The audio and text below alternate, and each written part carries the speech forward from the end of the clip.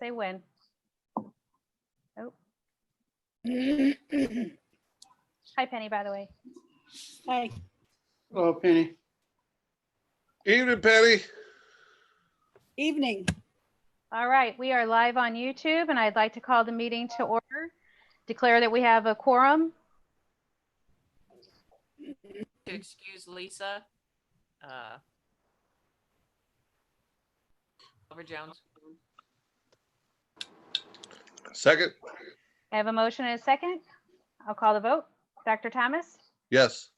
Mr. Lewis, Yes. Mr. Garden, Yes. Dr. Alvin, Yes. Ms. Greco, Yes. Ms. Clover Jones. Oh, and I'll vote yes. God, sorry. I'm telling you, it's been one of those days already. All right, moving on to 1.03, the adoption of the agenda. So moved. Second. I have a motion and a second. I'll call the vote. Dr. Thomas, Yes. Mr. Lewis, Yes. Mr. Garden, Yes. Dr. Alvin, Yes. Ms. Greco, Yes. and I'll vote yes. Please, if you could all stand and join me in the Pledge of Allegiance. All right. I'll start you off on the count of three. 1, 2, 3. I pledge allegiance to the flag of the United States of America and to the republic for which it stands, one one nation nation, under under God, God, indivisible, with with liberty liberty and and justice justice for all. All right, we're gonna have to practice that. I know. Yeah. It's so much better when we're all together and we can do it in person. We together. are all together. Yes. All right, moving on to 1.05, I would like to report that the Board of Education met in closed session on July 9th and 16th for the purpose of a discussion of personnel agenda items. Is anybody else getting that feedback? Yes. Yes. Yes. Yes. Is that a lot of people talking or what? It's just me in a delay. Okay. Everybody just make sure to check your stuff there. Okay, moving on to public comments. We did receive quite a few public comments, and so I will begin to read them all. I will start with the parent comments. There is one comment that I'm moving from the teacher comment over to the parent comment, and then I will read through the teacher comments. So the first comment that we received was from Ms. Dudley Weasler. Let me first start by saying I apologize if I mispronounced anybody's name wrong. I truly apologize. Starting off, Board of Education members and Dr. Kilbride. I am writing to address you about my concerns starting the 2020-2021 school year and 100% virtual learning. I understand there are many factors that brought you to this decision. I am urging you to bring Ritenour students back to their classrooms as soon as possible. More importantly, please start with the elementary age students. It is well known that they will have a better chance of a successful school year learning in person. Elementary age students lack the attention span to sit in front of a device for hours a day, and participation in their virtual classroom can be difficult for a young child to navigate, even when attempting synchronous learning.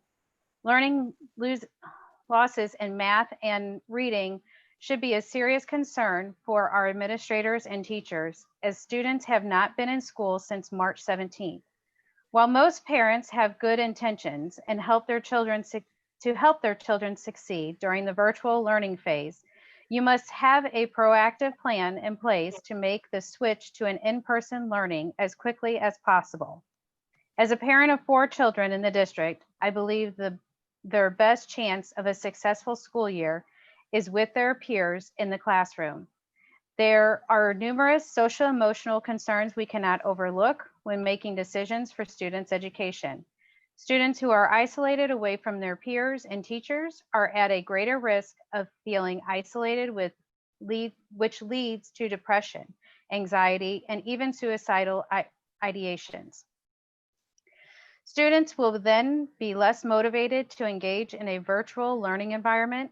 As a parent, I am aware of the potential risk that comes with sending them back to school with other students and teachers. However, I believe the small risk of my child getting a respiratory illness from COVID-19 is insignificant to the long-term risk of virtual learning at home. Most children are social beings and thrive in many areas of their life when they have a consistent routine and can be engaged in an in-person learning environment with their peers. The CDC states, aside from a child's home, no other setting has more influence on a child's health and well-being than their school. I couldn't agree more. As you continue to weigh the risk and benefits of virtual versus in-person learning, I want to voice as a parent with 4 children in the district to be heard in support of transitioning to phase 2 or even phase 1 as quickly as possible. Thank you for your time and consideration. Respectfully, Debbie Weasler. Then the next letter says, Dear school board members, I am writing to voice my concern about a Ritenour return to school model. While I'm happy that the district has taken a proactive role in creating the Ritenour Virtual Academy for those that have a desire or need to be fully virtual, I am concerned about the lack of in-person education for those that desire their children to be in the classroom. Many groups have noted the importance of an in-person education.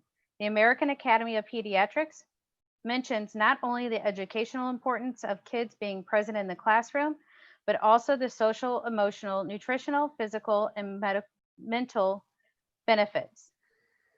Even the CDC noted that children are well served by being in school. After noting the virus's lack of impact on children, they state the harms attributed to closed schools on the social, emotional, and behavioral health, economic well-being, and academic achievement of children in both the short and long term are well known and significant.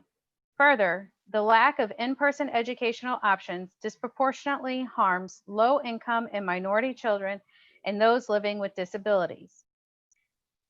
These are our kids. They need the interaction with the school day that the school day brings. They need access to in-person education along with all the services the school provides. There are many at-risk children in our district. These children have already been removed from their classroom for 5 months. That is 5 months without the support and safe place the school provides. While we need to take this virus seriously, we cannot solely focus on its potential impact at the expense of all else. That is a disservice to our children, families, and community. I am also greatly concerned about the NEA's letter stating its desire to not return to in-person learning. I know that the letter does not represent the desires of all the teachers in the district. In conversation with those related to the school, it appears that this letter played a major role in determining to start school in phase 3. While the health of our teachers is important, most all of the country has already gone back to work. There is no guarantee that no one will contract the virus, but measures can be put in place to limit the risk. Nothing in life is completely risk-free. While not ideal, we will make virtual learning work for our son. We will be there to make sure he is succeeding academically while providing opportunities for him to have the social interaction he craves. I am concerned, however, that many families will not be so fortunate. At-risk children and our youngest students will suffer greatly. I know you all are working hard to meet the needs of everyone, and I appreciate all of your effort. There are no easy answers. I just ask that you take the whole child into account when determining when in-person learning will begin. Perhaps even consider providing in-person education to our youngest learners who cannot yet read, and for those that are known to be at risk. This is the approach that has been taken by other districts in St. Louis County, namely Lindbergh and Jennings. I know that, as a district, We can do what is best for our future, for the future of all of our children. Sincerely, Sarah Phillips Morgan, aka Levi's mom. The other parent letter is from Rob Weasler. Good evening. I have lived in the district for 20 years, have 4 children enrolled in the district, and teach at the high school. As you are all well aware, the mission of Ritenour School District is to ensure learning occurs in a supportive environment that enables every student to think critically, solve problems, and develop the knowledge and skills necessary for success in our diverse global society. The decision to only offer online learning for students is in opposition to the district's mission statement. The online learning environment is not good for every student. I would argue it's only a good environment for a few students. Students are literally being locked out of entering the supportive environment of a classroom, with teachers delivering in-person instruction. I understand and respect the need for virtual instruction for some students, but as a result from the survey sent to parents in July show, as the results from the survey sent to parents in July show, the majority of those surveyed wanted their students to have in-person learning. The school board is responsible for meeting the needs of the students and listening to the parents in the district. There is no agency or government authority that is prohibiting the district from offering in-person education to its students. This is a decision that has been made by the district leaders and the school board, and it is contradiction to what the parents indicated they wanted. I am simply asking that you honor the request of the parents and move to the phase 2 plan. It is what the majority of the parents in this district asked for, and it is what our students need. Additionally, I know this evening you are being presented with an option of pushing the fall sports to the spring. I also ask that you keep fall sports in the fall season and that our student athletes are allowed to participate. I trust you are aware of the many benefits of student participation in MISHA sports and activities, including increased engagement and motivation to do well academically in the classroom. Thank you, Rob Weasler. Please just give me a second.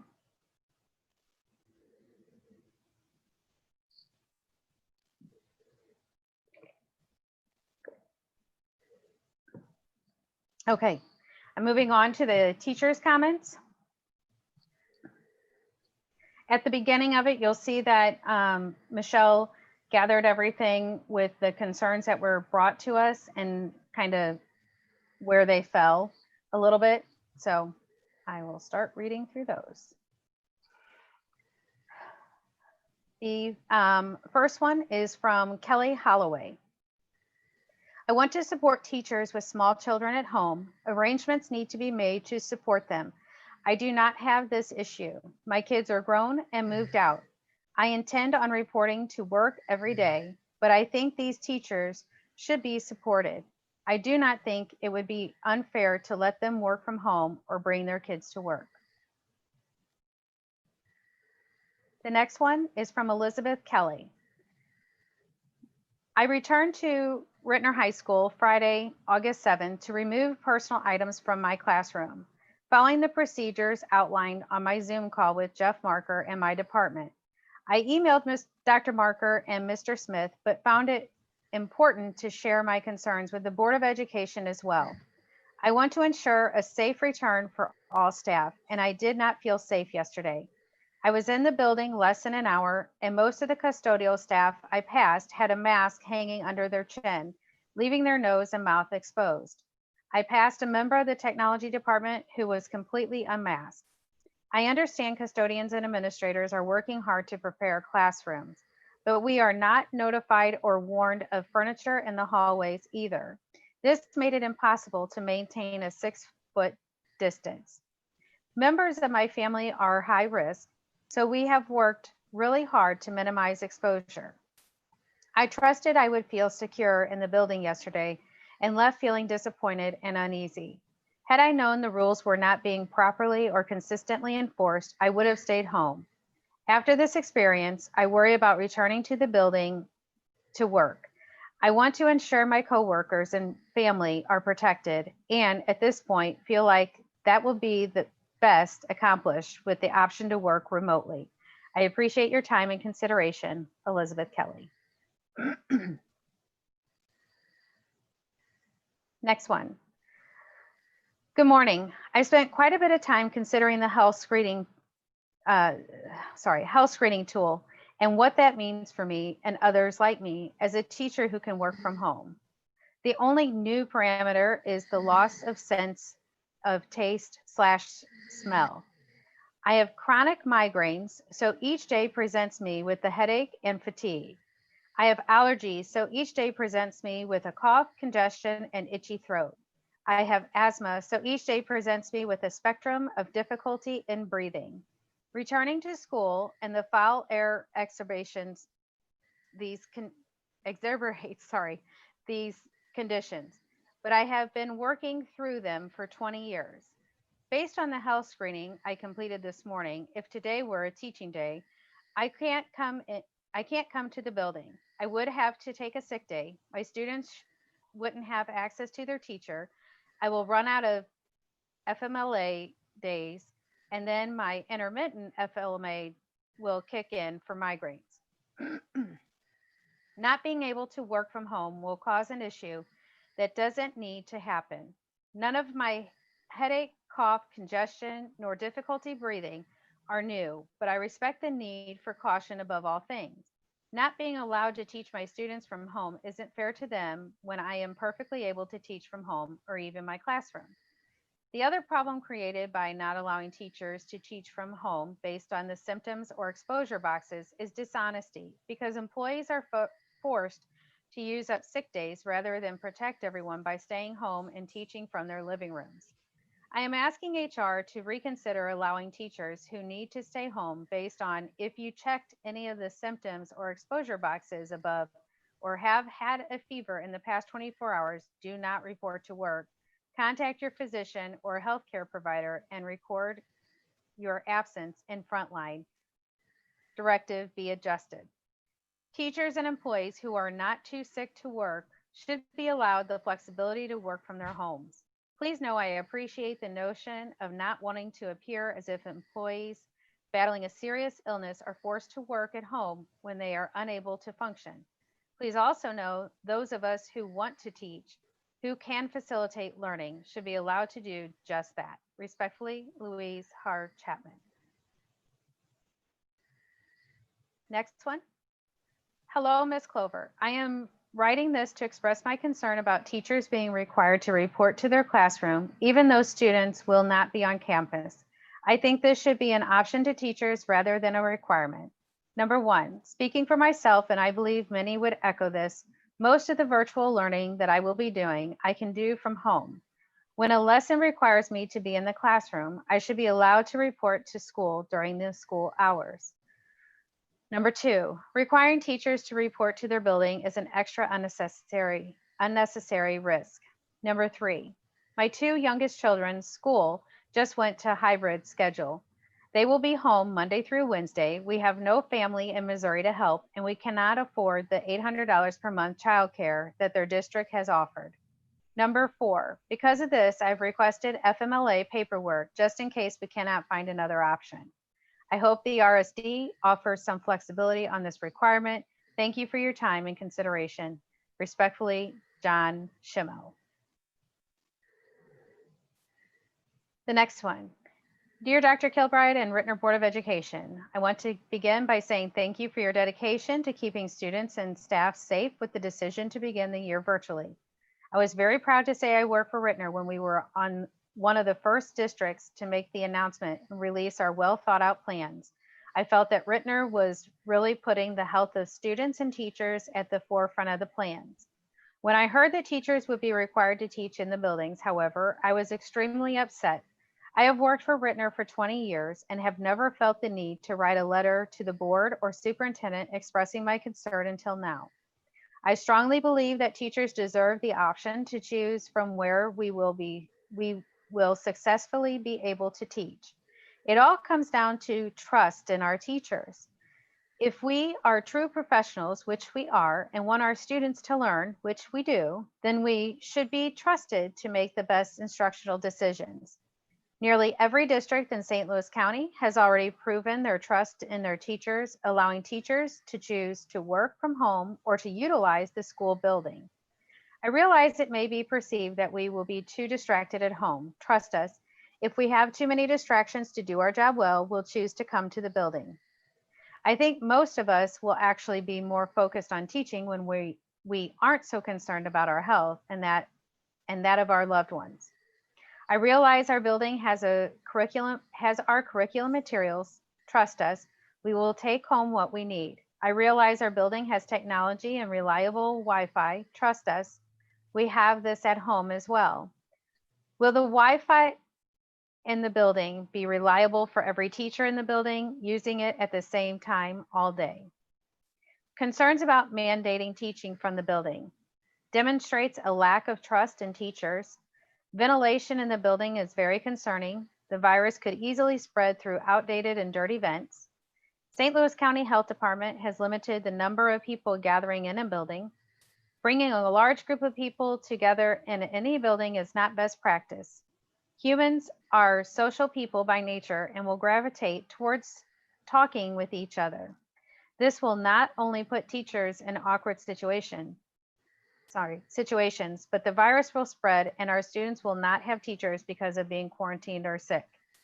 Most Ritenour buildings do not have enough classrooms to ensure each teacher has their own room from which to teach. Many staff share small rooms currently. Uncertainty of Ritenour's bandwidth for all teachers and staff to be using daily at the same time. Many teachers have underlying health conditions and the safest place to be for them is home. Being alone in a classroom all day, every day is isolating. This is not healthy for teachers either. Childcare is a real concern. Many teachers have their own children who are learning from home. If we would be willing to teach from home, we would be an adult at home with our children. We are professionals and know our own children. If they would prevent us from doing our job, we would make other arrangements. However, a great majority of our own children would not take away from our teaching. They just need an adult home to keep them on track with their work and check in every so often. Teachers will come in contact with each other using the restroom and other common areas. When teachers come into contact with a COVID positive person, we will need to quarantine. We will need a substitute teacher the entire length of the quarantine period, even if we are asymptomatic. Students would suffer and the district would be wasting money on substitute teachers. Benefits to teaching from home. Teachers are given the message that we are trusted professionals and can make the best decision for our students, ourselves, and our family. Teachers who are self-quarantined because they are awaiting results of the COVID test could still teach or attend PD from home as long as they feel healthy enough to do so. It would save the district money by not needing to pay for a sub and also give the students the highest quality instruction from their teacher. In addition, teachers who have mild to no symptoms would not need to burn through their 10 days so quickly. Teachers who need to be home due to child care, elderly family care, or pre-existing health conditions would be able to deliver high-quality instruction safely from home for 100% of the day, not only 2/3 of the day if they were forced to take EFMLA. Teachers could provide their own childcare as long as it is not distracting to their teaching, thus freeing up spaces in our community for families who truly don't have any other options. Teachers would save on gas, making the environment cleaner for future generations. We would be helping our community curb the rise of cases of COVID by staying home, hopefully paving the way to get our students safely back in the classroom sooner. We would be treated like many other employees during this time period. If our job can be done from home, we should be able to do it from home. Many larger corporations are allowing their employees to work from home. Why can't education be this innovative and creative to keep people safe? Lessened need for deep cleaning with known custodial concerns. Ritenour's valuable resources and bandwidth could be used in smaller amounts for teachers who need it, rather than all teachers at the same time. I implore you to reconsider your stance on allowing teachers the choice to work from home. It is in the best interest of our entire community to allow teachers to have a choice in this matter. Thank you for your consideration and all you are doing to help us educate every student every day. Stacy Bray from Wyland. I need a drink.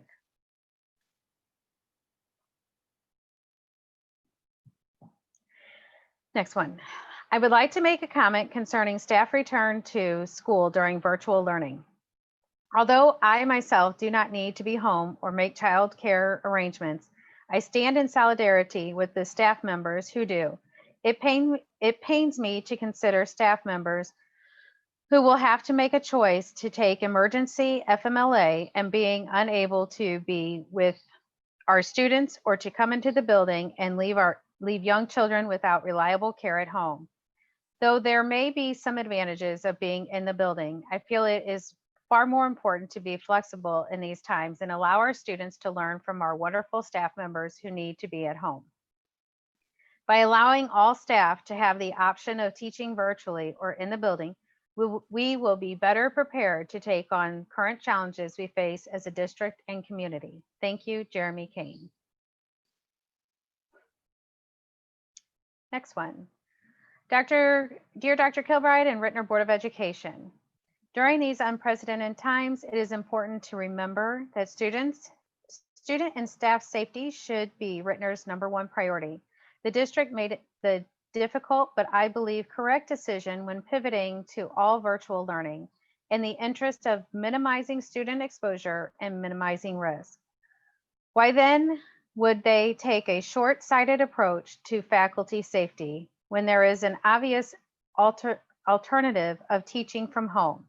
While much is still unknown about COVID-19, it is a widely understood fact, agreed upon by scientists and medical experts, that gatherings of people are an unnecessary risk that put not only the lives of attendees in danger, but also the lives of those close to the attendees, including the family members and other loved ones that they come home to each day. Additionally, medical experts have reached consensus when it comes to possible long-term damage as a result of the virus. It has been shown that even people with limited or no visible symptoms can later develop physical issues, including lung damage, which can negatively affect other organs like the heart, kidneys, and brain.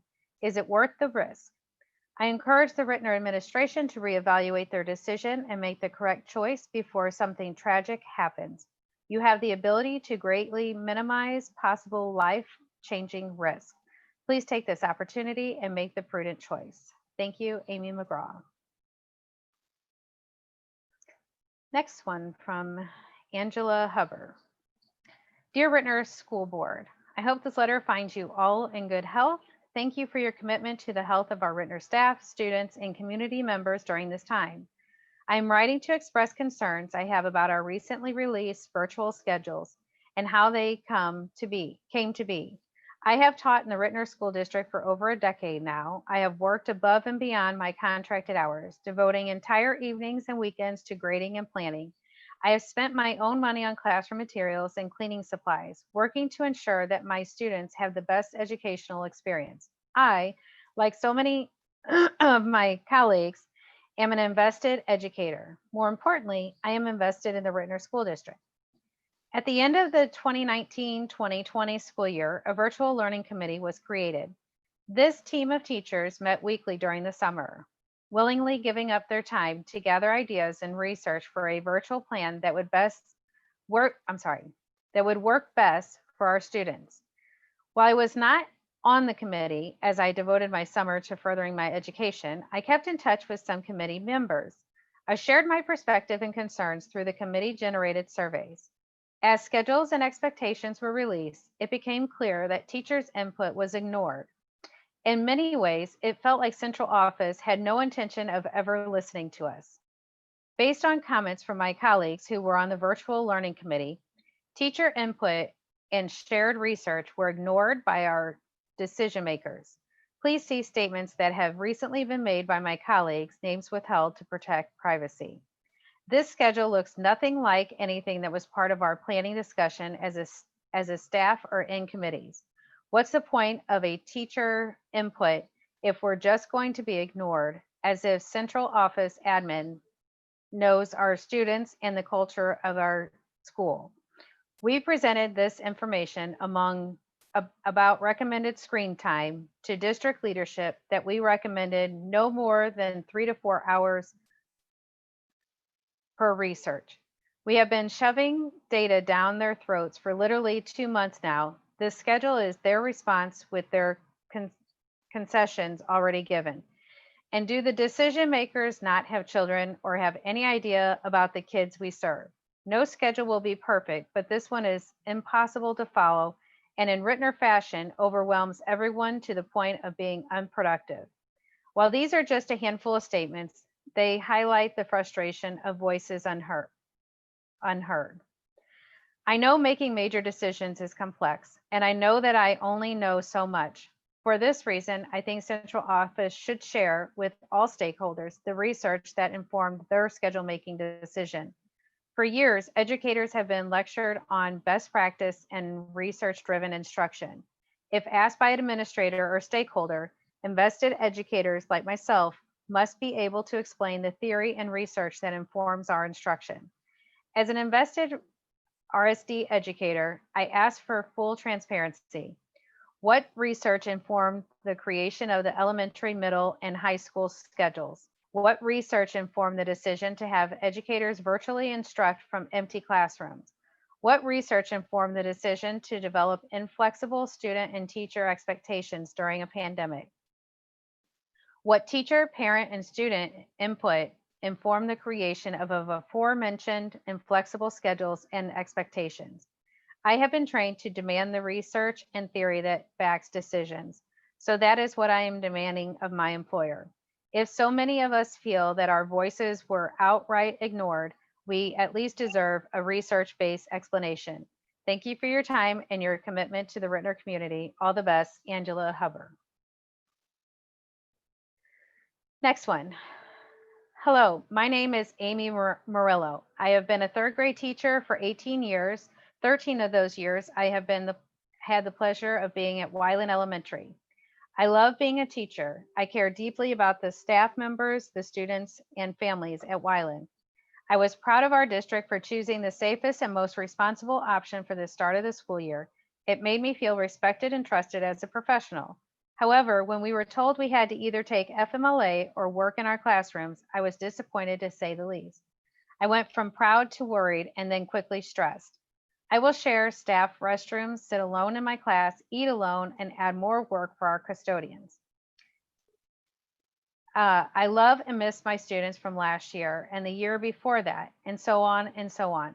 I miss the students that are all grown up and in law school and nursing school and work in banks and restaurants. I miss them all. I am proud of them and I enjoy hearing from them and being a part of their lives. I always care about them and miss them. I also love my family. My husband Oscar and I have 2 amazing children. Oliver is 3 and Miles is 7. Oliver is enrolled in the Ritenour Early Childhood Center. I was planning to drive him to school each day, just like I did with Miles. This is now put on hold. My mom, Cheryl Pierce, was the nurse at Weiland for 15 years before she retired. She will have to take care of Oliver all week now. She also takes care of her mother, my 92-year-old grandmother, Barbara Krause.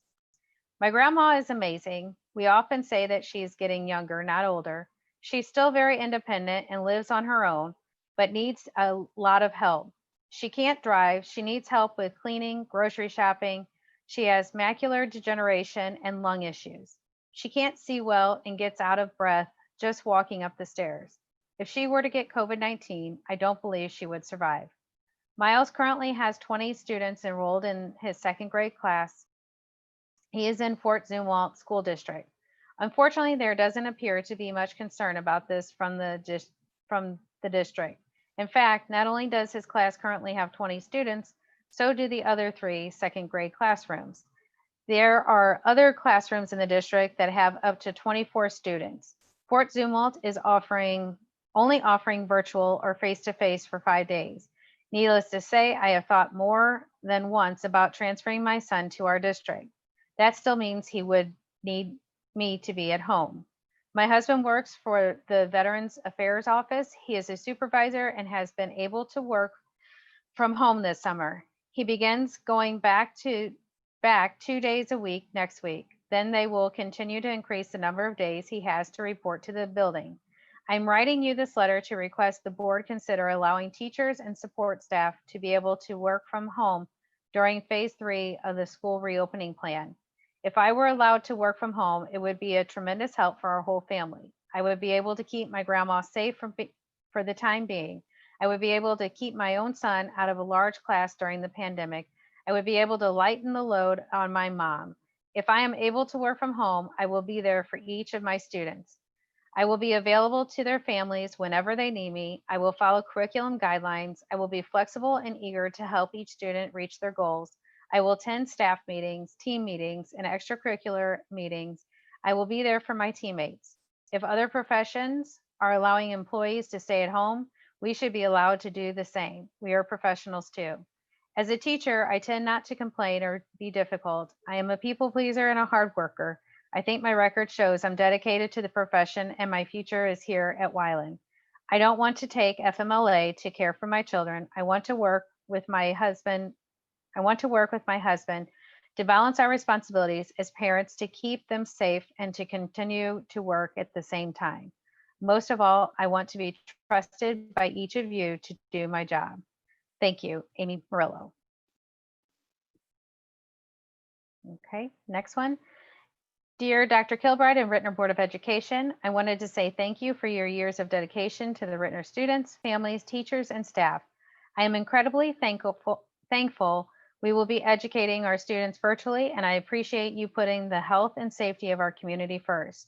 When we begin school, teachers are expected to be in the classroom teaching virtually from their computers. This will inevitably create a few challenges for the district, the teachers, and the students. As you know, rapid result testing is extremely difficult, if not impossible to find, and the wait time for test results is typically between 5 to 10 days. While teachers are waiting for test results, they will not be allowed into the building. They will also be asked to put in a COVID-related absence online. This means during the incubation period, the teachers will not be working. A substitute will need to be hired for the district, and all the students will be split and asked to attend other teachers' videos for those several days, creating an overwhelming large group. As we know, the St. Louis County continues to have a high number of COVID-19 cases. It is only a matter of time before our staff members will be required to utilize several of their COVID-related absences while they are awaiting test results. In several other surrounding districts, teachers are given the option to work from home or school. If we made this change, educators could use this incubation period to continue working and put in COVID-related sick days if the results come back positive and they begin to experience symptoms. My other concern is in regards to our bandwidth. Over the past several years, teachers have had complications with our network connectivity, especially during MAP testing, when many students are online at the same time. I fear when all of our teachers are forced to be in the building, it will put a strenuous strain on our network and prevent us from successfully connecting with our students. If our teachers are provided with a choice to work from home or school, it would free up our network and prevent connectivity issues from occurring. Simply put, as other districts have demonstrated, virtual teaching can successfully be completed from our schools or from our homes. I would like to see professional educators be given the same autonomy that other major companies are providing their employees. Thank you for your hard work, dedication, and your consideration to support every student every day. Laura Openlander. Next one. Sorry. Dear Dr. Kilbride and Ritenour Board of Education, I am writing this letter to share my concern regarding reports to the building for virtual teaching. First, it worries me that we are relying on people to be honest. We have non-believers among us that don't see this pandemic as a real thing and have not been following guidelines or even requests. Allow me to present a few scenarios. Teacher A wakes up in the morning without a fever, but has a bit of a sore throat. Normally she wouldn't think anything of it and go into work. Now they complete the checklist, but they don't select that they have a sore throat and they go to work. Teacher A could be COVID positive. Teacher B doesn't follow mask wearing or social distancing guidelines in their personal lives and has even traveled to hot zones. She doesn't disclose this information to the district. Teacher B could be COVID positive. Teacher C wakes up and has a sore throat and is honest and stays home. He or she normally wouldn't take the day off of work and could do his or her job, but because of the fact that we are required to be in the buildings, has to take the day off, and now a sub is required. I think even with the best plans, it is hard to follow all mandated guidelines. For instance, I was granted permission to come into my building to get some personal items. Even though I was the only teacher there, I still came into contact with 5 people. We did our best to stay socially distanced, but it was inevitable that that was breached. I believe that teacher choice would be a wonderful option moving forward. Some people may choose to go in to use the district space. I know that I could effectively do my job from the safety of my own home. Thank you for your time, Megan Silly. Madam President, Yes, when you get tired, I will be happy to read some of these for you. thank you. I will take a drink while I'm stopping.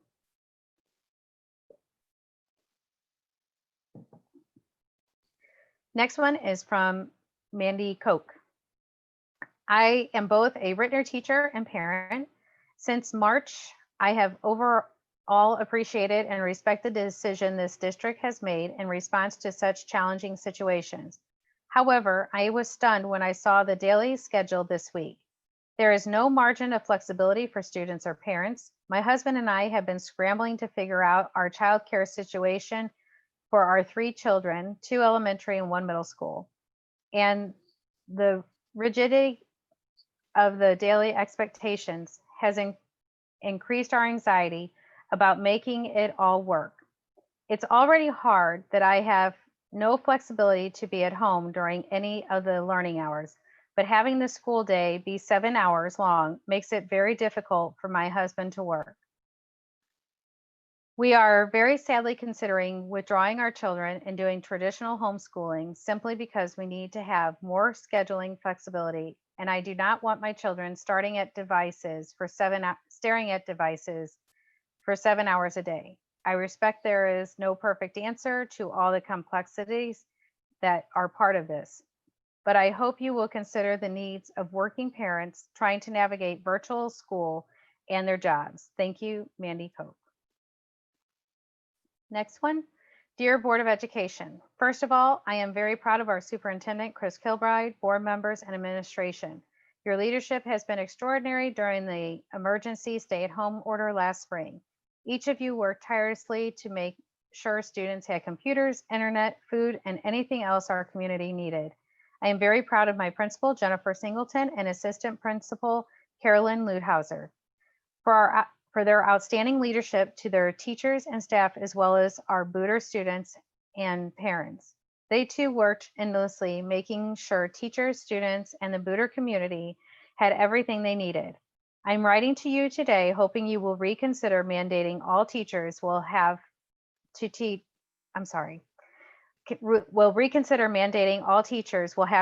virtually from their buildings. It is with heartfelt plea you will consider the health of your teachers and staff during this pandemic. It should be their choice if they would like to teach from their building or their home. If it isn't safe for our students, it isn't safe for our teachers and staff. Many of our teachers have compromised health conditions that could prove fatal if they caught COVID-19. Many of our teachers are pregnant, care for their infants and children, and are the main caretakers of their household. If they caught the COVID-19, it could be passed onto their unborn babies, infants, and children. This is a difficult time in history. We need to pause and think about the outcome of your decision. What is the worst thing that could happen if you mandate all teachers report to the building to teach virtual? The worst would be dying or watching your child die because you passed the COVID to them. There are many health issues people are suffering if they do catch COVID-19 with long-lasting effects. Millions of Americans are working from home. Their employers trust them to do their job. And most of all, want to keep them safe. Employers found out their employees are more productive at home. I am not sure why anyone would want teachers at school every day, risking them to the COVID-19 virus. I know parents are anxious about their child's education, about childcare, and their ability to work. My heart goes out to our families. This situation is not normal. We need new solutions. The problem is no one has a different solution to these problems while keeping everyone safe. All teachers should have a choice whether to work in their buildings or work from home. We are dedicated to our students and their education. Teachers demonstrate that dedicated spirit to every child every day. Please believe in us and support us to choose what is best for us and our families so we can be safe and keep our families safe. Sincerely yours, Nancy Bramish. The next one. Hello all, I'm excited to enter this new school year and meet my new kindergartens. This time of the year is always an exciting time for me. However, this school year, not only am I excited to finally return to school, but I am scared. Scared for my students, scared for myself, scared for my own children. When I saw Ritenour was one of the first school districts to go virtual, fully virtual, I was so proud to say I worked for Ritenour and that Ritenour cares about their students and teachers. However, as more information has come out, I was very upset to see that all teachers will be required to report to work.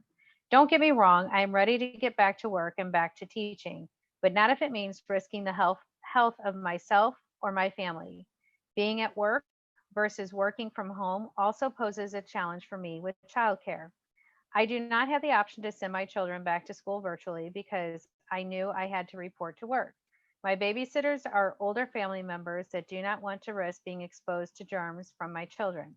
I have guilt that I had to choose to send my kids back to school, even when I do not feel it is safe to do so.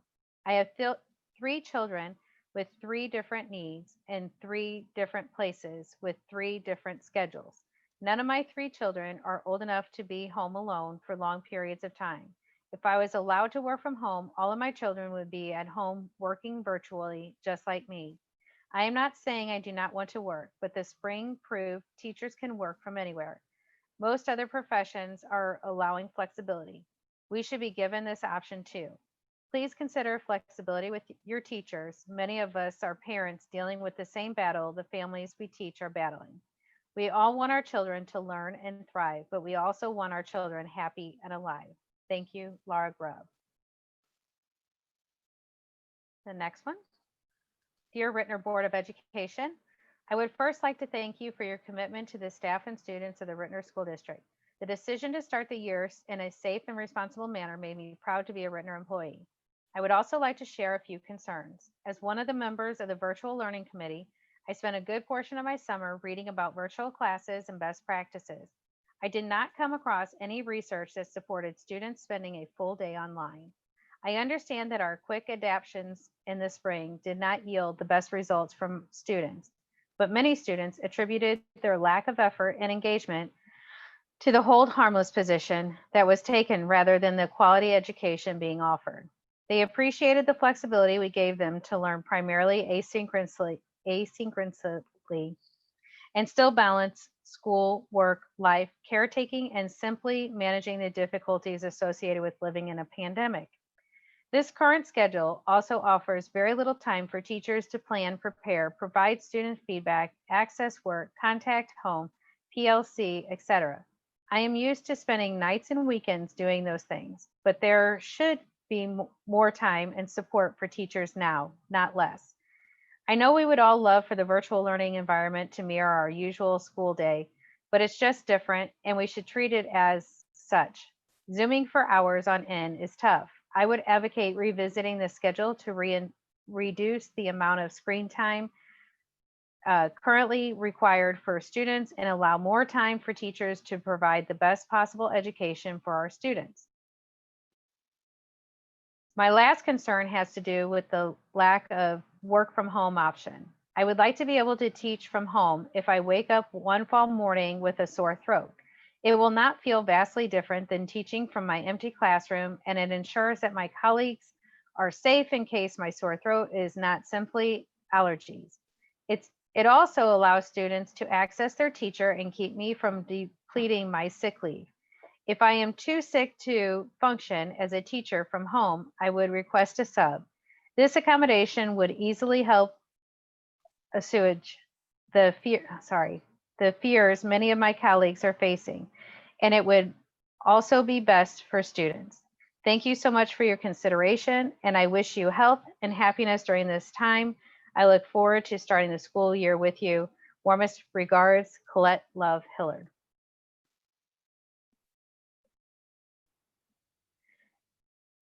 Next one. Good evening, Ritenour Board of Education. My name is Kevin Bondi.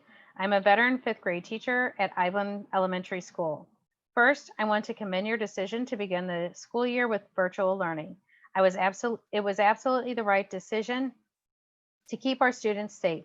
However, I would like you to consider allowing teachers to work from home as we virtually teach. Many of us, including myself, have children that if we are required to report to our buildings each day, would have to attend school in-person classes. This puts an added stress on an already stressful situation. I do not feel comfortable sending my child into a high-risk situation this fall. I also do not believe that offering teachers 2/3 pay to keep their families safe is an appropriate solution. I urge you to reconsider to allow teachers the option to work from home. It is the best solution so that all children, ours, yours, and Ritenour's, can stay safe this fall. Thank you for your time. Sincerely, Kevin Bondi. Please find my comments for tomorrow's board meeting. Thank you. My name is SADIE, and I just finished my 5th year as a social worker in Ritenour. My career here is one that I love and one that I feel fortunate to have. This school year, the kindergarten class I started with will complete their fifth grade year and prepare to move on to middle school. I have looked forward to this year, not only since the abrupt closure of buildings last year, but since meeting those kindergartens in 2015. I started in 1920 school year on maternity leave after welcoming my second daughter, Isabel, into our family. She and her older sister, Eloise, are my whole world. Protecting them is and always will be my #1 priority. So my ask is simple. Please reconsider your position on requiring us to work from buildings and allow us to make the choice to work from home. For me, working from home is the only safe option to return to work. I am from New York and have no family here to lean on. My daughter's child care center closed at the end of July due to staff member testing positive for COVID-19. And with that knowledge, I will not send my children there until St. Louis has the virus under control. Hiring a nanny to come into my house is not affordable. I am left then to take FMLA to ensure that my family is safe. I want to work. It is my passion, and the thought of not working with my students is devastating. But I cannot justify doing so at the risk of this virus to my own children. I understand that by teaching virtually, we are requiring parents of our students to come up with childcare solutions if they need to go to work. I also understand that it does not change their solutions for better or worse by requiring Ritenour staff to report to buildings daily during phase 3. In fact, it will likely help a portion of our parents who are simultaneously Ritenour staff and Ritenour parents. It will also keep staff members safe from exposure risk. Ritenour is now in the vast minority of districts requiring staff to report to buildings to teach virtually. Districts across the nation have experienced staff illness and death from in-building virtual teaching. When we know better, we then must do better. And the safest, best option is for people to stay at home. You can value my health and my life while acknowledging that it is difficult for families in a different situation. You can trust that I will do my job, even if some parents do not trust that. Let me prove them wrong. Let me keep my family safe, and let me continue to do my job. Sadie Lee Pierce. Next one. Dear Board of Education, I'm an extremely concerned parent and educator. I am feeling as though I am forced to choose between being a supportive parent or a strong teacher. It is extremely important for Ritenour staff to be given the choice to work from the place they feel safe and most successful, in our classroom and or home. Having the option will allow teachers peace of mind to carry out our professional role and to be the best possible teacher for our Ritenour families. This is never an easy job, and right now especially, having the supportive administration allows us the confidence to proceed in sound health in mind and body to provide the best possible learning experience for our students. We have read many quotes and poems recently on social media in regards to this pandemic. I think this one by Damien Barr is a good reminder. I won't share the whole poem. It starts, I heard we are in the same boat, but it's not that. We are in the same storm, but not in the same boat. And it ends, we are on different ships looking to survive. Let everyone navigate their route with respect, empathy, and responsibility. Now let's support one another. Appreciatively, Jennifer Perales, teacher and parent. Next one, to be submitted before the board. While I believe there is a lot that Ritenour is trying to do right, I also can clearly see where actions need to be taken to support a high quality virtual education for all of our students. I fear that Ritenour and RMS in particular will lose many amazing professionals if something is not changed in regards to where teachers do their jobs. EFMLA is a great option if it is needed.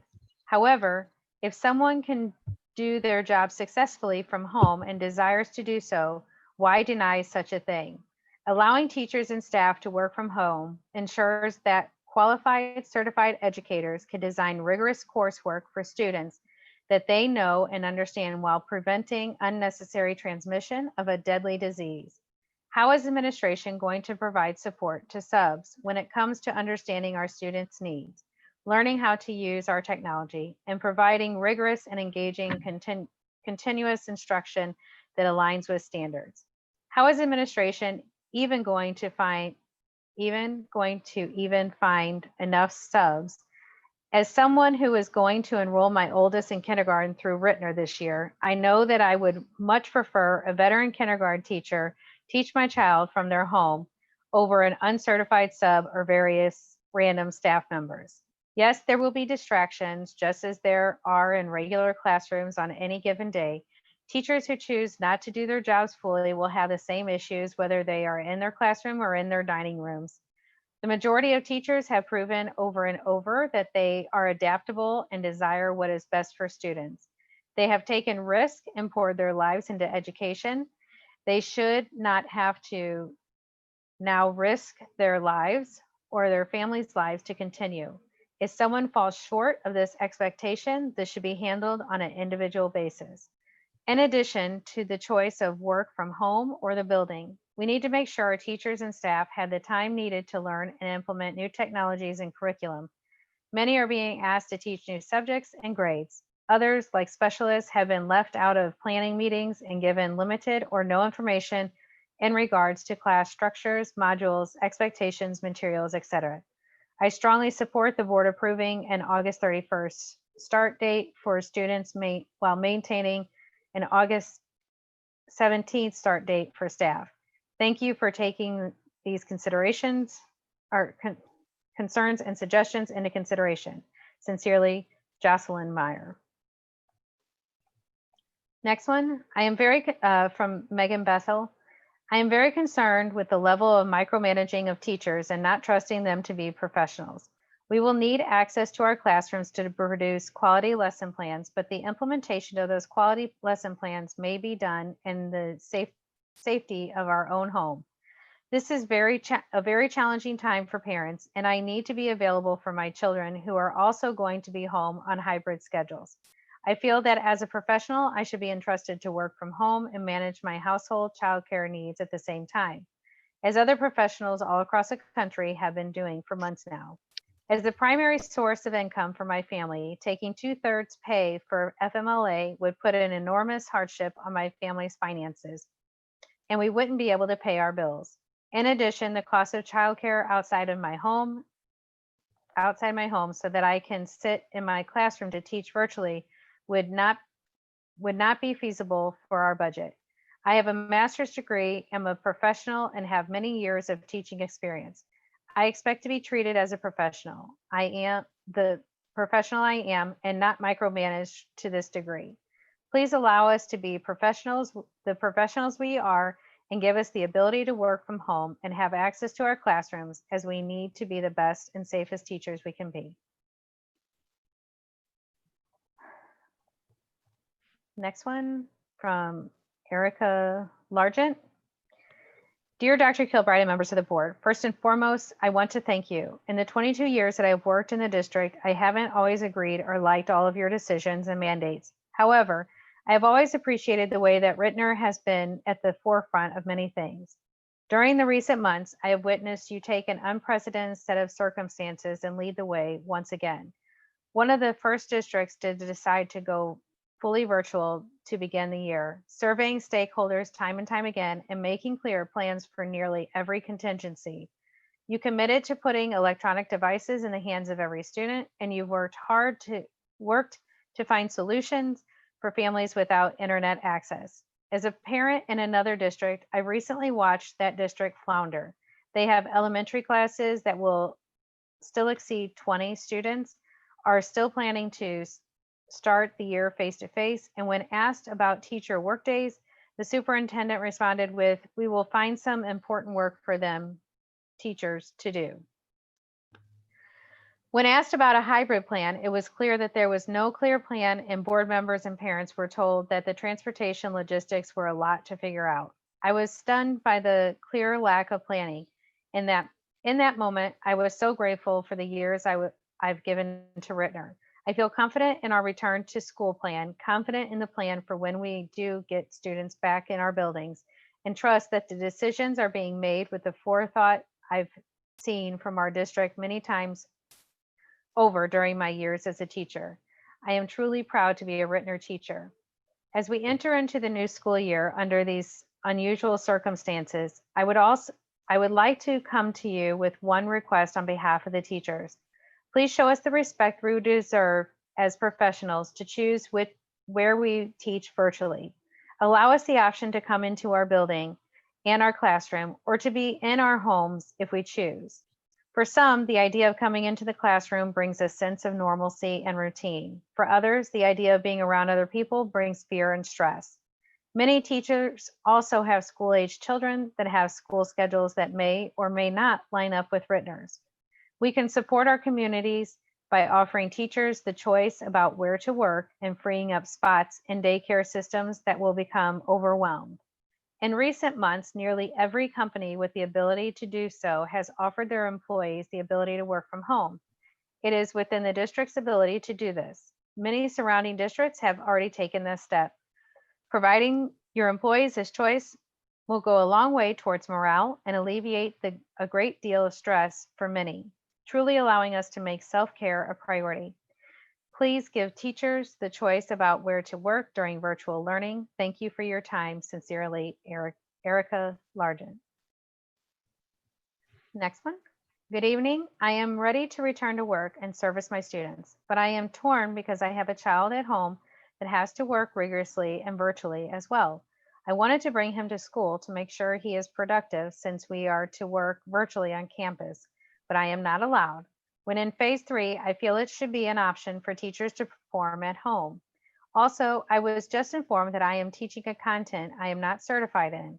I am supposed to effectively teach my students, and I have only been given 1 week to prepare to present information that I don't know about. I don't think that's the best way to teach my students. I would like more time to learn so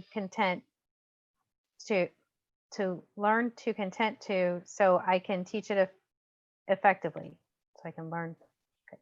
Please consider my concerns when discussing my and my colleagues' 2020-2021 school year with the superintendent and board members. Thank you, Ms. Camille Morgan. Next one. My concerns in regards to requiring teachers to be in the building is that my wife also works for another district. At this time, her district, which is the same as our children's district, is still planning to go in person. If at any time that district switches to all virtual, then either my wife or I will need to stay home with our children. If both my wife and I are required to be in the building while virtual, one of us will have to take FMLA, and depending on the length of being virtual, both of us will. If given the opportunity to work from home, it would allow me flexibility to work with my wife's schedule to be able to provide care for our children and still provide high-level virtual instruction. If I have to take extended time off, the level of instruction that my students receive will decrease dramatically. I know that I am not the only teacher in this position and that there are many staff members who have a spouse that is also involved in education, some of whom already have both spouses' schools going virtual and are already having to make this decision. By not providing flexibility to our staff, I feel that there will be too many teachers who have to take FMLA, and that will leave our students without the strongest possible instruction. Brian McCain.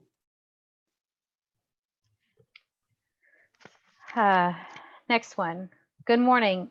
At the suggestion of my RNEA representative, I am emailing you to express a few of my concerns that I and my fellow educators have. Firstly, we are concerned about the decision to return to school 100% virtually while still requiring teachers to report to their buildings each day. Many teachers are experiencing trouble trying to secure consistent and dependable childcare for their at-home school-age children. Because of this, many teachers are being forced to apply for emergency FMLA benefits to take leave of absence to care for their children. This will put even more added stress on remaining teachers who will have additional responsibilities and requirements to cover this deficit. There are also questions of how to cover their classes and disseminate their course materials. In recent years, teachers have had to cover the classes of absent teachers during their own plan times. How would this work in a virtual classroom? Also, requiring teachers to report to their buildings puts them at unnecessary risk each day, day after day, as they are in contact with others and could be potentially exposed. They could then in turn expose others they come in contact with.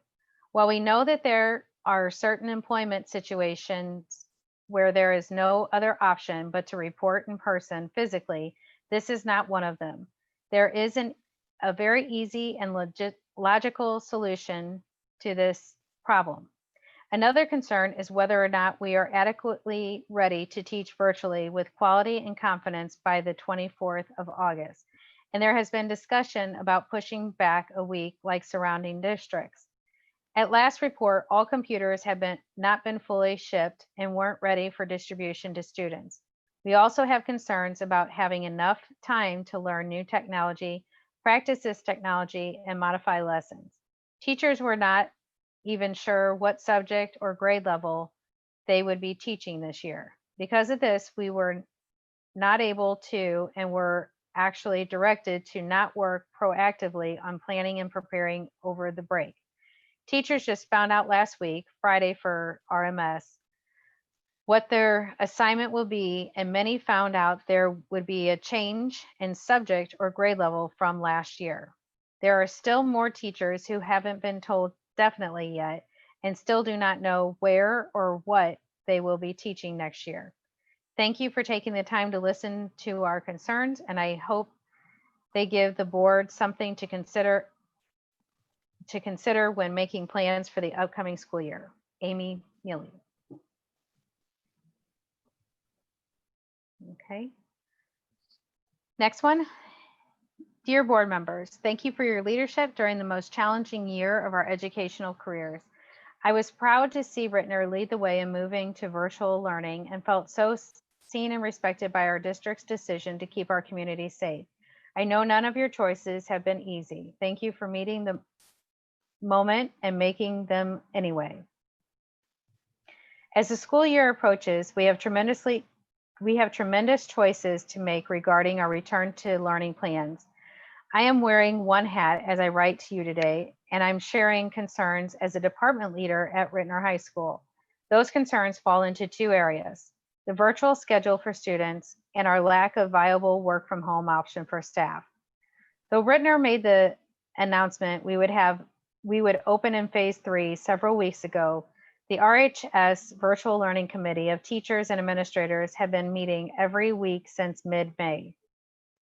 The committee researched best practices extensively and offered schedule suggestions to building and district administrators. Research supported virtual learning that allows flexibility for student learning, streamlines curriculum to prioritize the most important content, includes communication that is clear, consistent, and accessible, and boosts motivation for all students to be successful.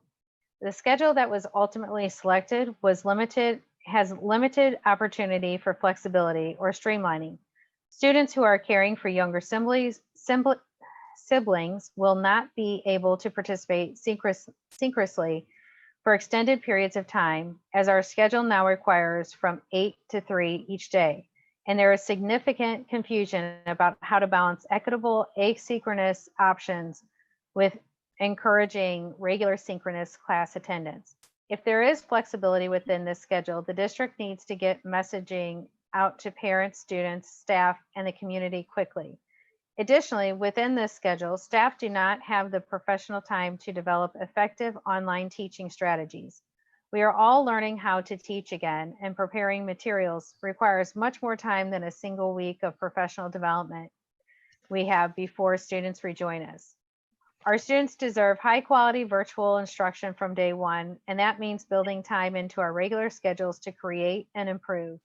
The recommendations from the Virtual Learning Committee are linked here, and I would invite you to read them for yourselves. My second concern as a department leader is the absence of a viable work from home option. Part of my job as department chair means either arranging or personally covering for colleagues' classes when we do not have substitutes available. In a normal school year, I do this with a smile and a small bag of dream tickets for bribes between 1 and 3 times per week. This is not a normal school year. I am deeply concerned that we will not have a class coverage while staff members quarantine at home for mild symptoms or exposure to COVID-19. Instead of spiraling into logistics of having virtual substitute teachers to cover for those at home out of caution, not to mention spending enormous sums of money on coverage for teachers who are not incapacitated, why not provide a structure to work from home? Beyond the substitute question, I am afraid I will lose quality teachers and colleagues because they do not have the flexibility we're asking our families' employers to provide.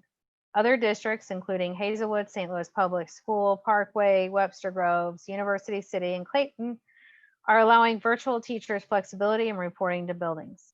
I hope that we will join that list following your meeting today. I know that you have many factors to weigh in your decision. Solving the 2 issues I am writing about means simplifying our return to learn approach and reducing the number of headaches you and administration must tackle in a very short time. I'm keeping you in my thoughts, doing all that I can to prepare my department to return to school, and looking forward to the day we have COVID-19 behind us. Thank you for your service. Yours, Christina Melly. Next one. As a counselor, my first priority is the 750 children at RMS, and my second priority is considering the welfare of our staff and parents.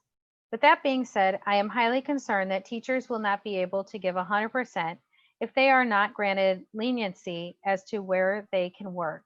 I am afraid if teachers have to take leave or stay home for days on end because they have been around someone who has been exposed, which will happen, that our children will be the ones to suffer. Isn't it better to have teachers working from home than to not have teachers at all? I agree that everyone should be held accountable, but we can do that. We can do that if they are at school and they are at home working. This is an extremely hard time for everyone right now. Enforcing staff into buildings when they do not feel comfortable or safe will only cause additional stress. My last point is the starting time for middle school students. Did anyone look at the data from last spring? We barely had any student log on at the 8 a.m. hour because they were not up. If we want engagement, we must move the starting time back. I talked to endless parents last spring, and they all agreed that the start time was way too early and they couldn't get their kids out of bed. We need to take into consideration that our middle school are taking on the roles of parents and babysitting for their younger siblings, cooking for them, and making sure they too are logging on. How can they do that when they have to start school at 7:30 and be on all day long? I beg the board to do more research before making this decision and try to look through the lens of those struggling families before dictating a 7:30 start and a 7-hour day. I am very fortunate that I can and will be in the building every day supporting students, parents, and teachers. But on behalf of everyone out there struggling to make this work and stay emotionally strong, I support them. This is a time we must stand together, show compassion, and do what is right for everyone involved. Thank you for all your hard work. Thank you for all the hard work you do every day to support our district. Kim Sakahana. Good morning. For starters, I'd like to say that I love what I do. I'm entering my 20th year of teaching children, and there's no other profession I'd rather be a part of. That being said, I'm very concerned about my health and safety this school year. Positive cases of COVID-19 aren't decreasing, they're increasing. There's no vaccine, there's no cure. Large numbers of Americans have already died because of this pandemic. I don't want to be in that number. I have a child who, like me, is asthmatic, and I have elderly parents who depend on my care and support. Working from home would ensure the safety of our teachers. We want to do our jobs as effectively as we can in the current situation. But how effective can we be if we're worried about our health and safety? Please hear the concerns of educators and allow us to work from home until it is safe for us to return to our buildings. Thank you, Latasha Scott.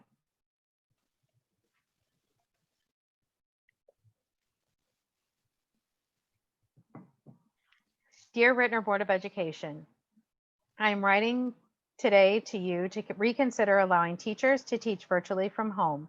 I have multiple circumstances that make teaching from home necessary for my family. First, we live an extremely COVID-conscious lifestyle. We really do not get out unless absolutely necessary. Curbside grocery pickups and carry out only for us. My husband has a heart condition, and I am of vulnerable health.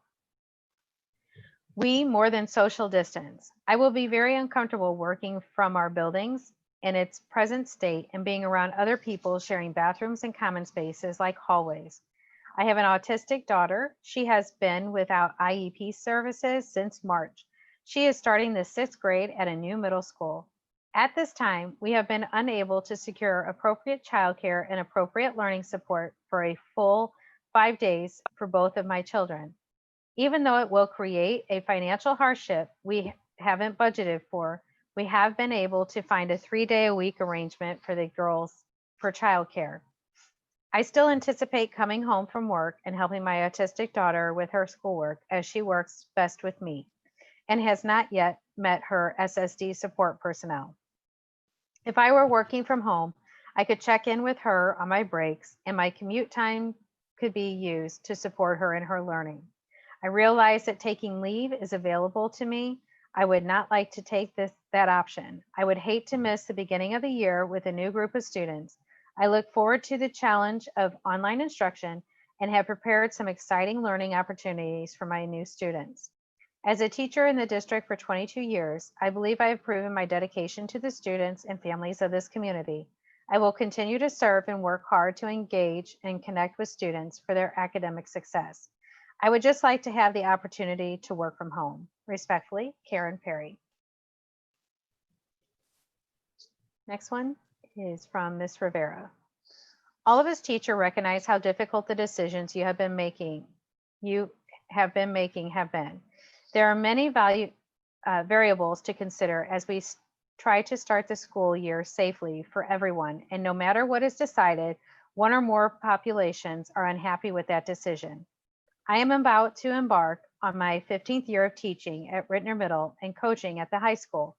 I am really concerned about the daily screener, and I would like to explain why. I have several allergies, mostly seasonal, but some environmental, that can cause asthmatic flare-ups.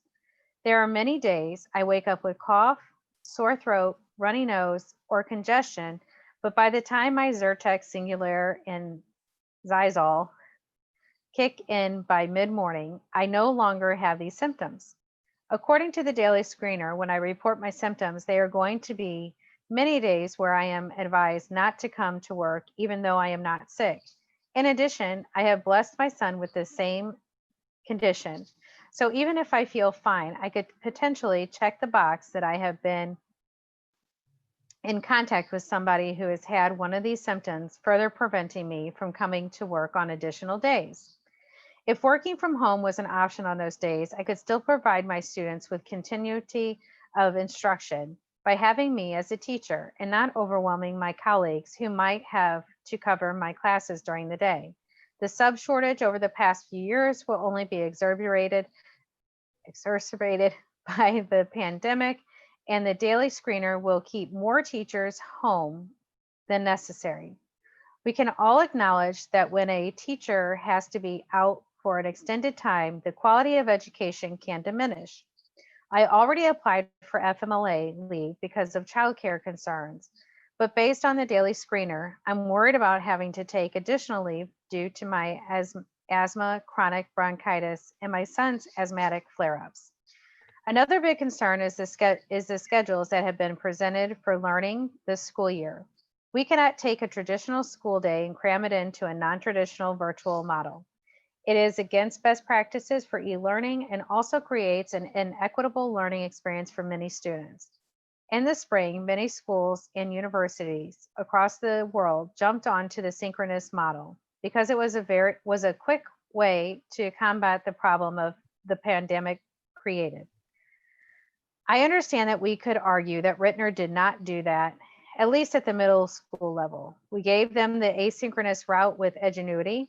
That argument is filled with flaws. However, because Ritenour core teachers did not plan that learning, my expertise and knowledge in my content and in my students' needs was completely ignored for a packaged program.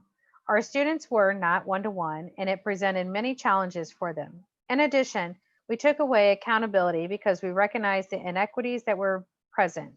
I would not call that asynchronous learning. I would call that emergency or crisis learning. Schools across the nation discovered the fully synchronous model was not sustainable.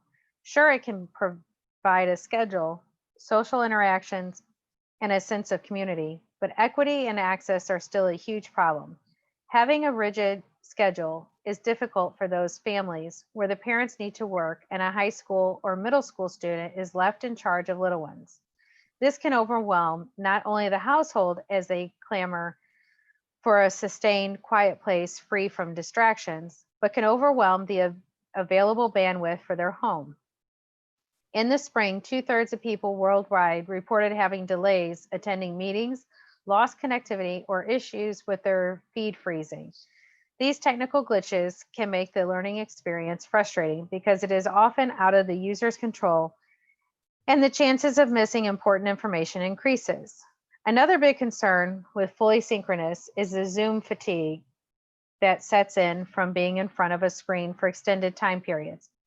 This fatigue is due to the fact that we have to work harder to process nonverbal cues like facial expressions, the tone and pitch of a voice, and body language. Paying more attention to these things in the video conference format consumes a lot of energy, and relaxing into productive conversation does not come naturally. Now, taking into consideration as a teacher leading a live class, the responsibility to be on high alert and vigilant about what your students are doing, what they are needing during that time, what is happening with the technology is going to be draining. Lastly, synchronous instruction does not always offer students with special learning needs or disabilities what they need to learn. We all know that in the classroom, we are expected to differentiate instruction to accommodate all the different learning styles and needs. We can use proximity to keep a group focused, use nonverbal cues to see that a student was focused or frustrated, and have a one-on-one conference with a student who needs additional help. These things will be more difficult in a large synchronous session. It is not realistic to expect students to arrive at school in the morning and sit in front of a computer for hours on end. We need to give their minds and bodies more than one 30-minute break. To build breaks into every lesson also brings a set of challenges because core teachers at the middle school level are going from 84-minute classes to 50-minute classes. To require the breaks be built in by us will further dilute content that has already been trimmed. For our district, for our learners, a fully synchronous model is not the answer. A blended approach with asynchronous learning throughout the school day, not throughout the school week, is how we need to provide an equitable educational experience for our Ritenour students. Which brings me to my next area of concern. The teachers are not ready for this yet. It is going to take more than 5 days of preparation to train staff members on new technological platforms and features, especially when you consider that we have our classrooms to unpack and prepare, new safety measures in the building to learn, new expectations within our building to adhere to, professional development sessions to attend, new curriculum to learn for some teachers, and virtual convocation to observe. It is so overwhelming to think about starting school on August 24th. Planning content that we have known and taught for years still takes time at the start of the school year. Figuring out how to implement that on a new platform is a new interactive. Virtual ways takes more time than face-to-face instruction. I know that Google Meet is adapting new functions such as breakout rooms, which will help create the small group settings so many students need. But the faculty and staff has had little experience creating those experiences for students. Had we not immediately migrated to Edgenuity in the spring, I believe many staff members would have reached a greater level of proficiency with the Google Suite option, Flipgrid, Screencastify, Loom, and others. But at the middle school and elementary level, not being one-to-one has limited our exposure to and familiarity with these platforms. Please do not set us up for failure. Pushing back the first day of school would be best for our students and best for our staff. Mrs. Andrea Rivera.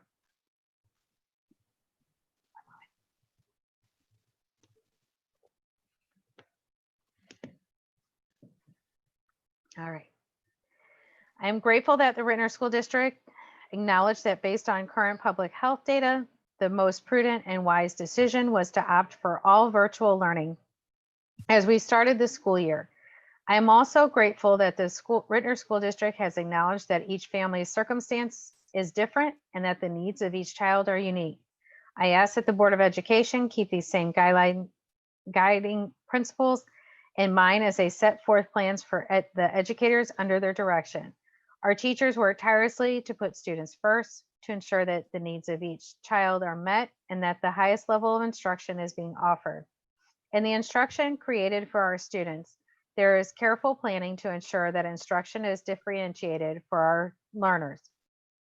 We know that not every child learns the same way and that every child is not faced with the same circumstances. The same rings true for our staff. Some of our employees are at high risk, some are not. Some employees live with someone who is immune compromised, some do not. Some teachers have adequate internet access at their homes, others do not. I implore the board to give their teachers choice. If a teacher needs or wants to work from their classroom because they know that this is the environment where they will provide the best instruction for their students, then they can do so. But if a teacher knows they will work best from their home during our time of virtual learning, I ask that they be given this option. At the heart of all of our decisions are our students. And I think we must consider that it is not best for our students if a multitude of teachers are forced to take leave because of the safety needs of themselves or their family. While we are in a period of all virtual instruction, we should not put our teachers in a position where they must choose putting their health and the health of their families at an unnecessary risk. I ask instead that expectations and schedules are put in place and that teachers then be given the option to work from the location that allows them to provide the best education they can. Sincerely, Abigail Noki. Next, I was happy and proud to hear that Ritenour was going to start virtually for the safety of our students. However, my heart sank to hear that we would be reporting to our buildings daily. The safest place for everyone is to be home. The demand that teachers report to the building daily and not be allowed to bring our own children has put me in a very hard and stressful situation. I have not slept for weeks, have spent a lot of time crying and agonizing about what to do about my own child. I don't want to send my child to a center so they could be exposed to so many germs. We have stayed at home to stay safe. I do not understand why I need to sit alone in a classroom to teach. I can do that from my home where I know that my family and I will be safe. With this mandate about reporting to buildings, Ritenour is making it very clear that my own personal health and my family's is not important. It shows that we teachers do not matter. Laura Guerin. I already read that one. Next one. Dear Ritenour Board of Education, my name is Stephanie Rugels. I have taught voice music at Ritenour Middle School since the 2003-2004 school year. I have lived in the Ritenour community since 2005. As I enter into my 18th year of teaching, I am proud to have called Ritenour my home for all of these years. While my pride continues, I have many worries about the upcoming school year. Though it is very clear we are taking some precautions to mitigate the spread of COVID-19 between staff and students, I am concerned about the evidence that COVID-19 is airborne and can linger in the air, travel through ventilation systems throughout our buildings. Articles and performing arts, aerosols, study information linked below. Though I am worried about contracting the virus, I am more worried about the possible long-term effects that may hinder my quality of life. Long-term effects that could prevent me from doing my job as a vocal teacher, music teacher, and choir director. And of course, I worry about anyone on our staff or student body contracting a fatal case. I'm worried about spreading the virus to those in my household and immediate family. I'm concerned about safety protocols being enforced, distancing, PPE provisioning, use of public shared spaces, particularly restrooms. How do I know if all of my colleagues have been practicing proper protocols outside of the building this entire time? Not all of our neighboring counties where many of our teachers live have mask mandates or similar regulations to St. Louis County and City. Teaching from home would clear a lot of headspace as anxiety levels about contracting the virus, being cooped up in the same windowless room for hours, and use of any shared space such as restrooms would not be a worry. I would be able to focus better on serving our students. I imagine other staff members may feel the same. Our numbers absolutely do not look good in the St. Louis County. As someone who rarely leaves home in order to save risk points for essential trips, doctor appointments to pick up prescriptions or other items that cannot be delivered, and very social distant, rare visits with immediate family members who are in more than one risk category, I would hate to think that I would have to trade in those options so that I can work in my empty classroom. I am also concerned as someone who does not need to apply for FMLA that I will not be able to fully concentrate on doing my job in the building because I will need to help out with vacancies and leaves that we are unable to fill with guest teachers. Virtual teaching and learning is still new ground for us. We need to have time to plan well-rounded lessons with the new tools we are using. I don't understand how this is fair for anyone to have to choose their job or childcare. I understand that we are in the pandemic and there are ways to allow staff to work at home, keeping accountability and expectations, and create a climate of trust and professionalism so that we can deliver the high quality education we would like to provide every single one of our students. I know this is a difficult situation, but we can't teach if we aren't healthy, or even worse, dead. I have enjoyed my career at Ritenour thus far. I want to stay healthy enough to serve our students to the best of my ability for the years to come. Sincerely, Stephanie Ruggles. And she has some links to articles on there. Okay. I would like to respectfully impart my concern regarding teachers being required to report to buildings during remote instruction. This mandate is putting teachers and staff at risk unnecessarily when their meetings, trainings, and lessons could be done remotely. Good ventilation is vital, and schools can't even guarantee this for our staff members currently. Some staff are working from rooms with no HVAC and no windows. On a personal level, my family has done everything we can to remain safe. My husband is immune compromised. He has been working from home since March on doctor's orders. We choose virtual learning for our children to minimize exposure. I will be a Ritenour Virtual Academy teacher at my request to minimize exposure. Not everyone shares our level of concern, and not everyone has taken care to minimize their exposure.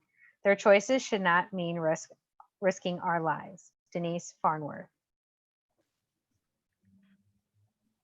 To the Ritenour Board of Education and Ritenour community. First, we must express our appreciation for the efforts of the Board of Education and Ritenour administration over the past 5 months. This pandemic has created more challenges and questions than we could have ever imagined. And we are thankful for the intent of our board and district leadership to involve all stakeholders in making very difficult decisions. Specifically, we acknowledge the complexity of choosing an all virtual start to the school year long before our neighboring districts. This choice made a statement to our teachers, staff, students, families, and community members that safety and health are key priorities for Ritenour. With that said, we also note that the current plan requires all staff members to teach virtually from the school buildings. We strongly feel that this requirement does not provide for the flexibility that the situation requires, and offer that a more complex and nuanced offering is needed to address this complex and nuanced era. We propose that the Ritenour Board of Education and Ritenour administration create a plan in which educators who need to virtually teach from home, whether it be for personal health reasons or to protect their own children from unsafe and potentially volatile childcare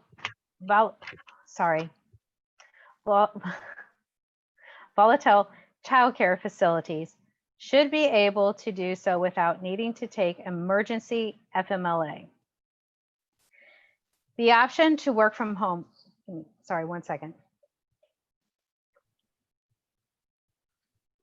The option to work from home with the same accountability measures and high quality product is feasible and a reasonable ask. Please trust your teachers. We will do what is needed. Furthermore, we are concerned that if we do not move forward with the option to teach from home, therefore causing many of our teachers to be on FMLA, that the rest of our staff may not be able to realistically provide quality instruction and feedback to the students of those teachers forced to take leave. This would invalidate our heart's mission to reach every student every day. We recognize that these times require highly challenging decision-making processes, and again are thankful for the inclusive pattern of stakeholder voice. Now more than ever, we move that our collective goal of quality instruction and whole child services must be provided in unity. In that voice of unity, we move that our leadership create the option for teachers to instruct virtually from their homes as needed. In solidarity, Iveland Elementary RNEA members. Next one. I would like to start by saying that I understand and do not envy the position you are all trying to make the best decision to begin the school year while also keeping everyone safe. I know that no matter the decision made, not everyone will be satisfied. I do appreciate that you have worked so closely with our RNEA reps and allowed teachers' voices to be heard. With all this being said, I have a few concerns I would like to mention. First, I will admit that neither myself nor my household at this moment is directly impacted by the current plan. I did request FMLA papers in case my children's school changes their current plan. If that were to happen, I would need to use some, if not all, of that allotted leave time. What does concern me is that I am aware of many teachers having to take this time already.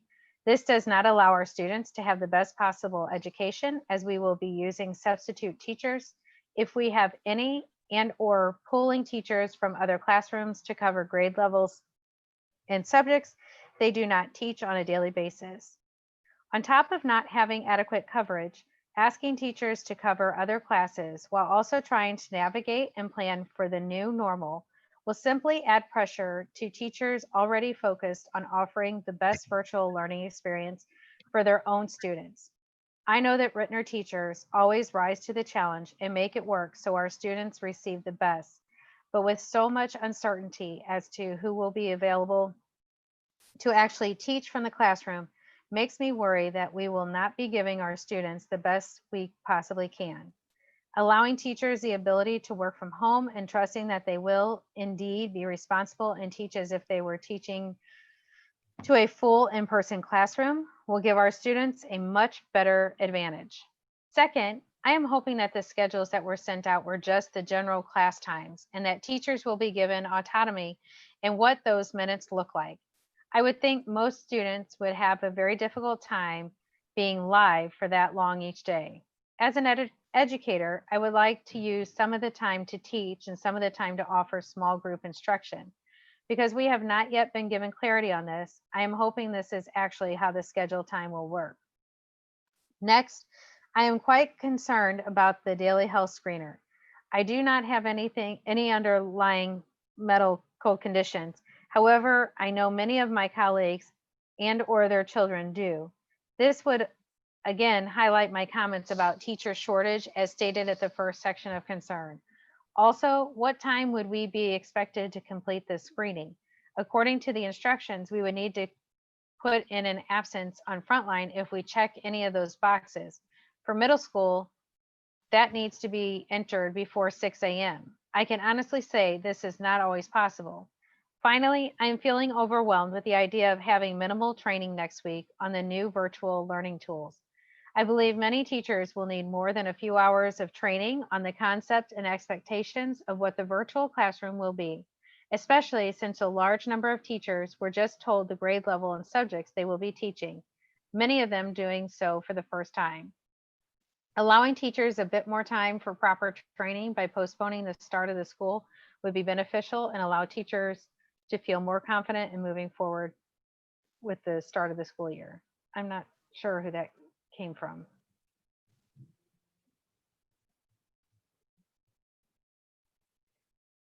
Okay. Next one. I wanted to share when I teach virtually, there is no need for anything in my physical classroom. When I first started teaching online, I thought I needed my pocket chart and whiteboard. However, when I did use those classroom tools, the students couldn't see what I was doing very well on their computer screen. I found all my teaching tools were most effective using online resources. By using online books and students completing their assignments on Google Forms, slides, and docs, I could better view the responses and give feedback.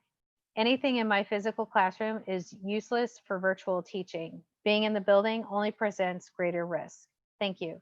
Sylvia Pena Steiner. And this one, no concern or suggestion.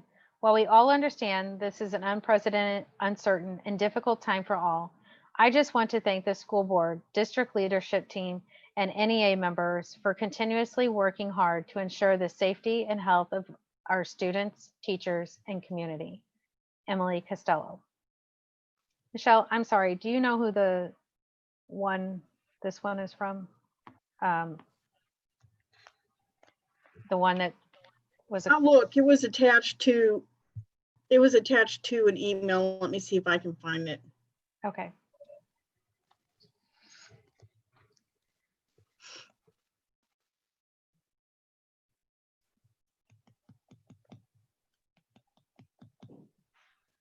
For the time being?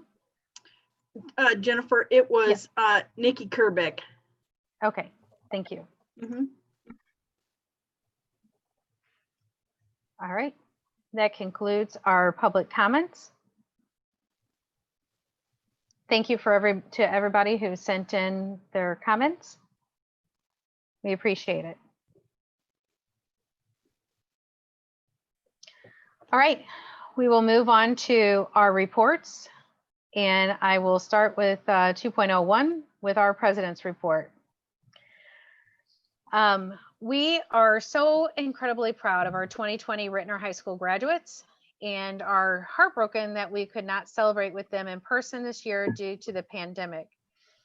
After our ceremony on August 1st, were canceled due to orders, well, first due to Chaffetz being shut down, and then due to St. Louis County Department of Health, our high school staff quickly put together opportunities for students to drive up and receive their diplomas, cords, yearbooks, and other materials. We thank our high school staff for their flexibility and dedication to our graduates and their families. I had the opportunity to read a short poem that Ms. DeGarden had brought to my attention for the Board of Education and the official virtual graduation video. And I'd like to share that again tonight with you. Behind you are all of your memories. Before you, all of your dreams. Around you, all who love you. Within you, all you need. Congratulations again on behalf of the Ritenour Board of Education. And we salute you in your successes. And we know that you're going to do great things in the future. And we can't wait for you to come back and tell us all about them. Thank you. And that concludes my report. We'll move on to 2.02, the superintendent's report. Thank you, Ms. Lonis. Board members want to speak on the Healthy Kids Express dental program. The Dental Express program, despite all the unknowns during the pandemic this summer, there's been one organization that's consistently provided a service to help this community, our students and our families. Healthy Kids Dental Express was back in Ritenour this summer, provides no-cost dental exams, dental cleanings, and dental services to our students and our families. Although this summer it looked a little bit different than in years past. To keep everybody safe, families had to have their temperature taken, and they had to wait in cars prior to their appointment to avoid clustering in the RV. This year, the Dental Express was located at Ritenour Middle School. All services are free of charge, and they're covered by generous donations to the St. Louis Children's Hospital Foundation. Very excited that we were featured on the Children's Hospital Facebook page on July 22nd. Would like to give a thank you to the St. Louis Children's Hospital for continuing this outstanding service for our students, especially during these most uncertain of times. That concludes my report. Thank you very much, Dr. Kilbride. Moving on to 2.03, we have our MSBA NSBA report from Dr. Thomas. Thank you, President Lonis. And before we start the video, hope we got it keyed up. I would really like to thank you for reading all those, taking time to read each and every one. It's important to hear from every one of our staff members along with our parents. And I salute you big time for reading all those. That was a lot. My pleasure. So thank you so much. That I hope that could show our faculty, staff, and constituents that yes, this board does care. So with that, Doug, can we key up that report?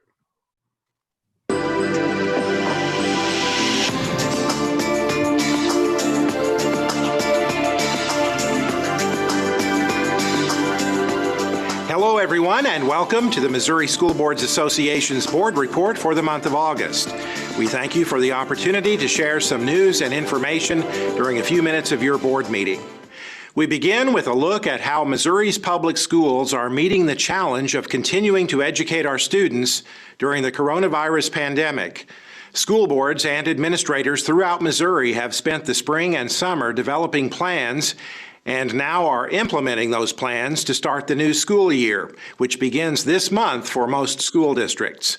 The decision to open school buildings and how to open school buildings is best made at the local level, so those plans vary significantly depending on location and local circumstances. Some districts are offering full-time in-person instruction, some a combination of in-person and virtual learning, and some are going completely virtual. Keeping students, teachers, and staff safe and healthy remains a priority for school boards and administrators while still providing students with a quality education. There are a couple of new federal laws on emergency leaves that apply to school district employees during this pandemic. One is the Emergency Paid Sick Leave Act. MSBA Associate Executive Director Kelly Hopkins says that law provides for 2 weeks of leave at full pay under certain circumstances. It can be taken for 6 different reasons, all related to COVID, such as isolation requirements, quarantine, illness, caring for someone who's ill, those sorts of things. There's 6 different reasons why you could take that leave, and it is at full pay. The other new federal law is the Emergency Family and Medical Leave Expansion Act. It allows eligible employees to have up to 12 weeks of leave to care for a child because a school or daycare facility has been closed, or if the care provider is unavailable due to a public health emergency. Contact the MSBA Legal Department for more details on those 2 new federal laws. While many Missouri students will be returning to classrooms this month, others will be learning virtually, either part-time or full-time. Hopkins says there's likely to be a difference between the virtual learning that took place last spring and the virtual learning taking place during the new school year. The biggest difference between virtual education in March and April and virtual education this coming school year is that March and April were a little loosey. We just wanted to keep students engaged. Virtual education beginning this year is going to be real education, 4 to 6 hours a day with students in classes and doing work and meeting the requirements of the district in terms of how they perform. MSBA continues to update our Pandemic Recovery Considerations document. The latest update features recommendations for teachers developed by Missouri Teachers of the Year. Topics include the cycle of assessment and instruction during school reopening, classroom design during the pandemic, and COVID considerations regarding substitute teacher plans and preparations. The Pandemic Recovery Considerations document is posted on the MSBA website, along with numerous other resources related to the reopening of schools. In response to the ever-changing environment and the challenges you are facing as Missouri school leaders, the MSBA Board of Directors has voted unanimously to take the 2020 MSBA Annual Conference, in cooperation with the Missouri Association of School Administrators and Missouri PTA, completely virtual. The virtual conference will include traditional pre-conference sessions, general sessions, and other conference events, as well as several sessions related to issues surrounding the coronavirus pandemic. Approximately 30 sessions will be presented during the virtual annual conference on September 25th through 26th. Additionally, a series of online sessions will be offered weekly to registered conference participants beginning October 6th. Registration will remain the same, and members will have access to all content until June 30th of 2021. Check the MSBA website for registration information and a schedule of conference sessions.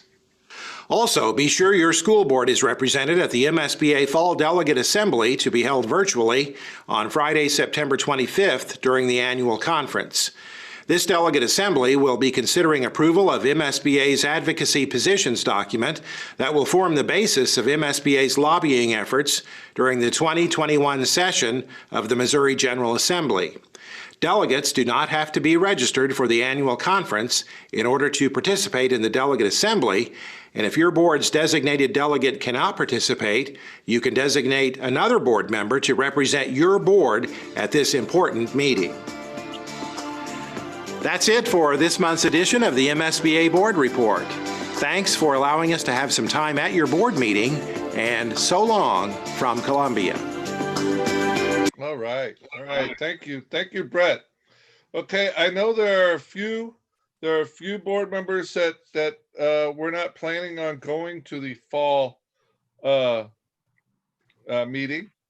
And if you want to change your mind one way or another, if you don't want to do it now, or if you do, it sounds like there's going to be a lot of information that's going to be out there for a while up until June. So if you want to sign up for it, let Michelle know.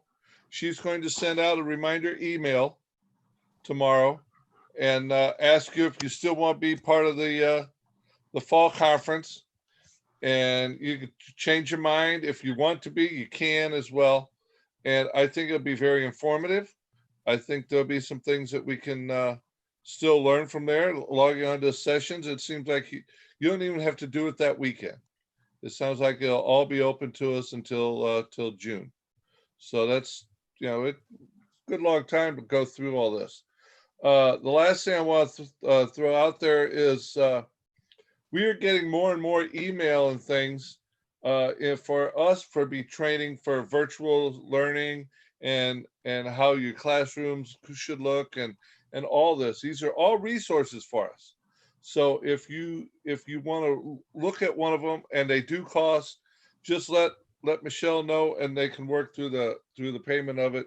This is a good time for us to learn new and different things that are going around our state and around the nation. So with that, I'll say that's my report for the month. Thank you, Dr. Thomas. I appreciate your report. Yes, ma'am. All right. Before we move on from the reports, Do we have no SSD report? we don't, because she has not been able to visit any schools, but Oh, Dr. that is Alvin, sad. I know. Dr. Alvin, we had talked about the meetings that have come out. Did you want to talk about that? The meetings that were Have they been scheduled? posted? I haven't received the documents yet. Okay. So I believe that just for our community and everybody else, there was a schedule that came out from SSD showing some meetings that were happening in each of the different schools. So we'll make sure to get that and get it posted out so that way everybody knows what those dates are. Okay. Thank you. All right. So we'll move on to our business items. 3.01, Dr. Kilbride, I'll turn this over to you for this St. Anne SRO agreement. Yeah, thank you, Ms. Lonis. I'm going to turn it over to Mike Smith very quickly. Board members, as a follow-up to last week, there were a number of technical issues last week, and a number of board members really struggled to hear the presentation. So I'm going to turn it over to Mike Smith, and he's going to kick us off, and then I'll do the follow-up. Evening, everyone. So, Hi, Mike. hi. Doug, do you have that up? Oh, no. So our community partnerships with law enforcement help us to achieve our mission and vision. And as a part of our planning for action plan, we're reviewing our SRO agreements with each department that has school resource officers in our schools. That includes St. Anne, Breckenridge Hills, and St. John. Tonight we're discussing our MOU with the St. Anne Police Department. I'm proud to work with the officers on a daily basis in all of the schools. With St. Anne, we have Officer Kuti at Hague Middle School. We have Elliot Miller at the high school, along with Jeremy Miller and Terrence Williams will be joining him this year as our third SRO at the high school. And so, Dr. Kilbride, if you'd like to discuss, the conversations that you've had with the St. Anne Police leadership, please. Yeah, so board members, I've shared with some of you today that I had a conversation with Chief Jimenez. Good conversation today. Support for the SROs that we have in all of our buildings. And so I think would love to share the video so that you can hear Officer Miller's presentation. This is all connected to the topic of restraints. As Michael had shared, as a part of our planning for action documents, one of the action steps is to review and revise all of our SRO agreements, and also we're in the process of reviewing and revising our district restraint policies. So it's been some good conversations, but as was shared last week, there was conversation about this idea of prone restraint, and then that's where a lot of the technology issues started coming in. Board members, what's uploaded into board docs are two versions of the agreement. One that has the language of outlawing or removing prone restraints in it. the other copy of the version that has that language removed, that we would not be taking the position that a prone restraint in certain circumstances would be prevented from happening in any one of our schools. So the hope tonight would be that we watch the video and then conversation that anybody might have on the topic. I do want to say that Chief Jimenez, in my conversation with him today, Chief is willing to speak with the board if there are questions directly for the chief as well. He's driving back from a work engagement and is not available tonight, but he said he would work to be available at the board's discretion. So Doug, if we could share the video, please. Okay, we're here to discuss police restraint techniques, and what I wanted to do is demonstrate really the 3 techniques that we're trained to use in the police academy and in our continuing training as police officers. And I think it's important to stress the idea behind these techniques is the safety of not only the officers, but the person that is being restrained for arrest. And these would only be used when absolutely necessary. Again, 90+% of the time, an individual will cooperate. And if you have to enact an arrest, there's no resistance. They cooperate. Just your presence and verbal level of verbal commands is all that's necessary. However, if a person continues to resist and fight for their safety and others in a school setting, to protect the kids, we might have to restrain someone. And this would be after a school employee wants that person restrained and wishes an administrator. For instance, if a school administrator wishes to press charges against an individual, or it could be a student, we have to step in, we have to do our job. And in police work, that sometimes involves an arrest. So these are the 3 restraint techniques that we're taught at the police academy, the most basic, and it's all keeping safety in mind.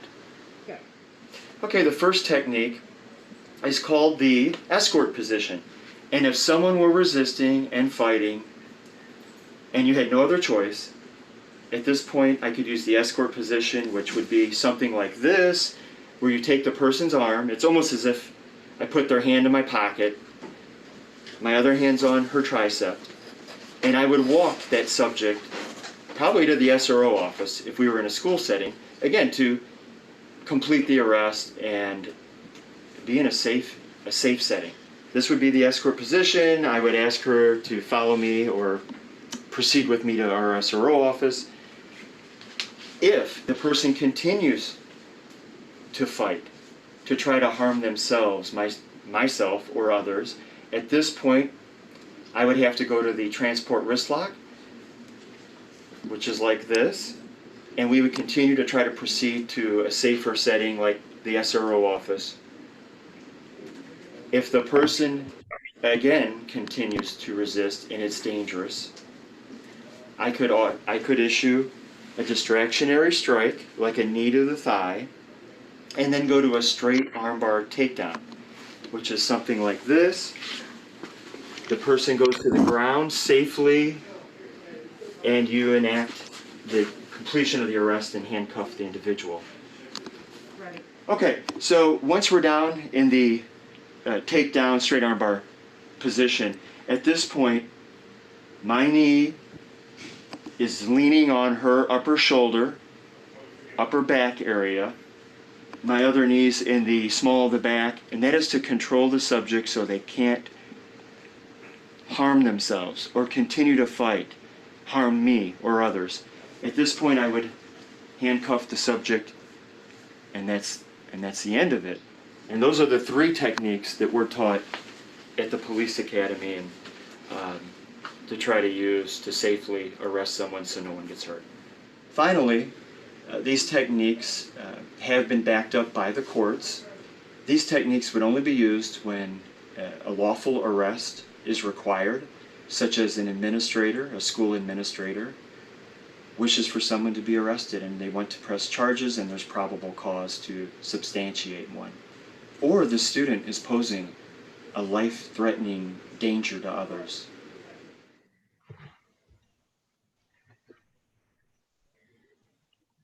So board members, what you saw in the video with Officer Elliot Miller are the three possible restraints that could be used by the SROs in our schools.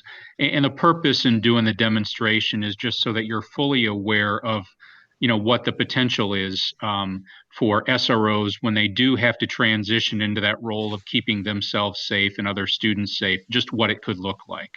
So at issue in the two agreements is the specific language of prone restraint, which Officer Miller shared at the very end of that video. That is controlling the movement of a student by placing them on the ground. So that's what we saw, and just wanted to open that up for a conversation and try to answer questions that I may be able to, or that we could direct to the St. Anne Police.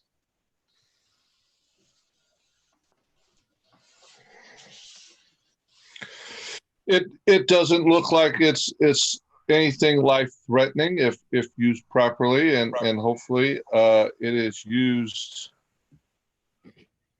very sparsely throughout our school year. It seemed like you can't not be able to get control of the person. You could do more harm by limiting maybe the police officer and their ability to neutralize the situation to where they can get someone up, out, and gone from the school.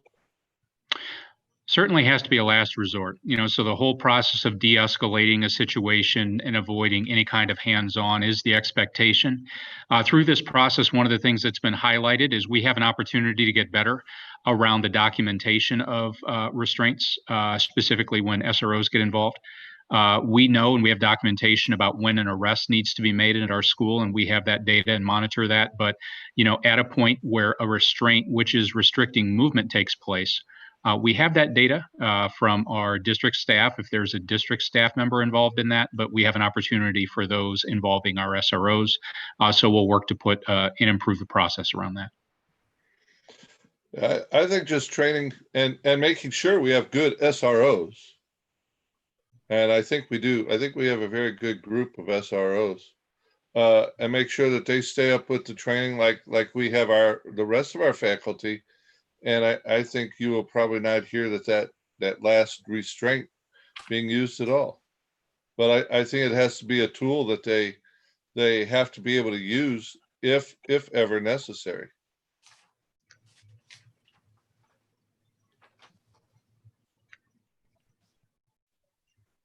Other questions from the board? Yeah, I think last week, didn't they give us the information as to how many times that was used? So the data that I had was 2, but and that data was through a conversation, but it was 2. The number of arrests that occurred was 29, and we have data on that. And just 2 of the 29 where they had to use that kind of restraint. Is that correct? Yeah, two times last school year is when that type of restraint was used. Yeah. Unless somebody else can bring up a reason why we should not have that. I mean, I'm fine with allowing that. Yeah, I'm good with it. Board members, today I've talked with a couple of you because it kind of came together this afternoon, and I talked to Chief Jimenez. As I said, Chief would like to have a conversation with the board that could be before or after the board would take action on the recommendation, just to follow up on a piece that was in the media today. I know for me, one of the things, just looking over the policy that they gave us, that St. Anne gave us last week, and thinking about how we document if there's inconsistencies. If we're getting inconsistencies, I'm not for sure how confident I actually feel in that 2 number, but I'm not up there every day. But I also would ask if we're going to be consistent and try to improve the documentation process, that we get copies of the use of force report, because it clearly states in their policy that they do complete a use of force report. So if we're not getting those copies of that, I'm not for sure. If some of this I feel could be somewhat subjective. And I know in the video, it seems like we are relying upon our administrators to make that determination upon when that use of force should be, or that level of force should be utilized. So I do think it's very important, as Brad has shared, that training is a major component of that. And I think that we are doing some things well, but I do think there's also opportunity for improvement. Yeah. I agree, Lisa. I was going to say, I talked with the Game Changers, and they're a social justice group at Ritenour, and they have a lot of concerns with having SROs in the building, and I was hoping maybe we could have a conversation with them sometime soon. Just because the restraint that we did see in that video is the same one that has killed a lot of people, and I think that they just want to be sure that in the event that anything were to happen, that there are immediate procedures set in place to take care of our students and be sure that everyone is safe, you know. Dr. Kilbride, would it be smart to have a, when we have our discussion with Chief Jimenez, to bring in the Game Changers? I think if we can get more voices around the table, especially student voice, I think it's always a good idea. Okay.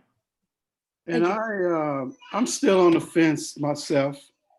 And mine is not really centered around documentation or any specific questions that I have for Chief Jimenez. Mine is just, I'm still not sure how I feel about that technique, period.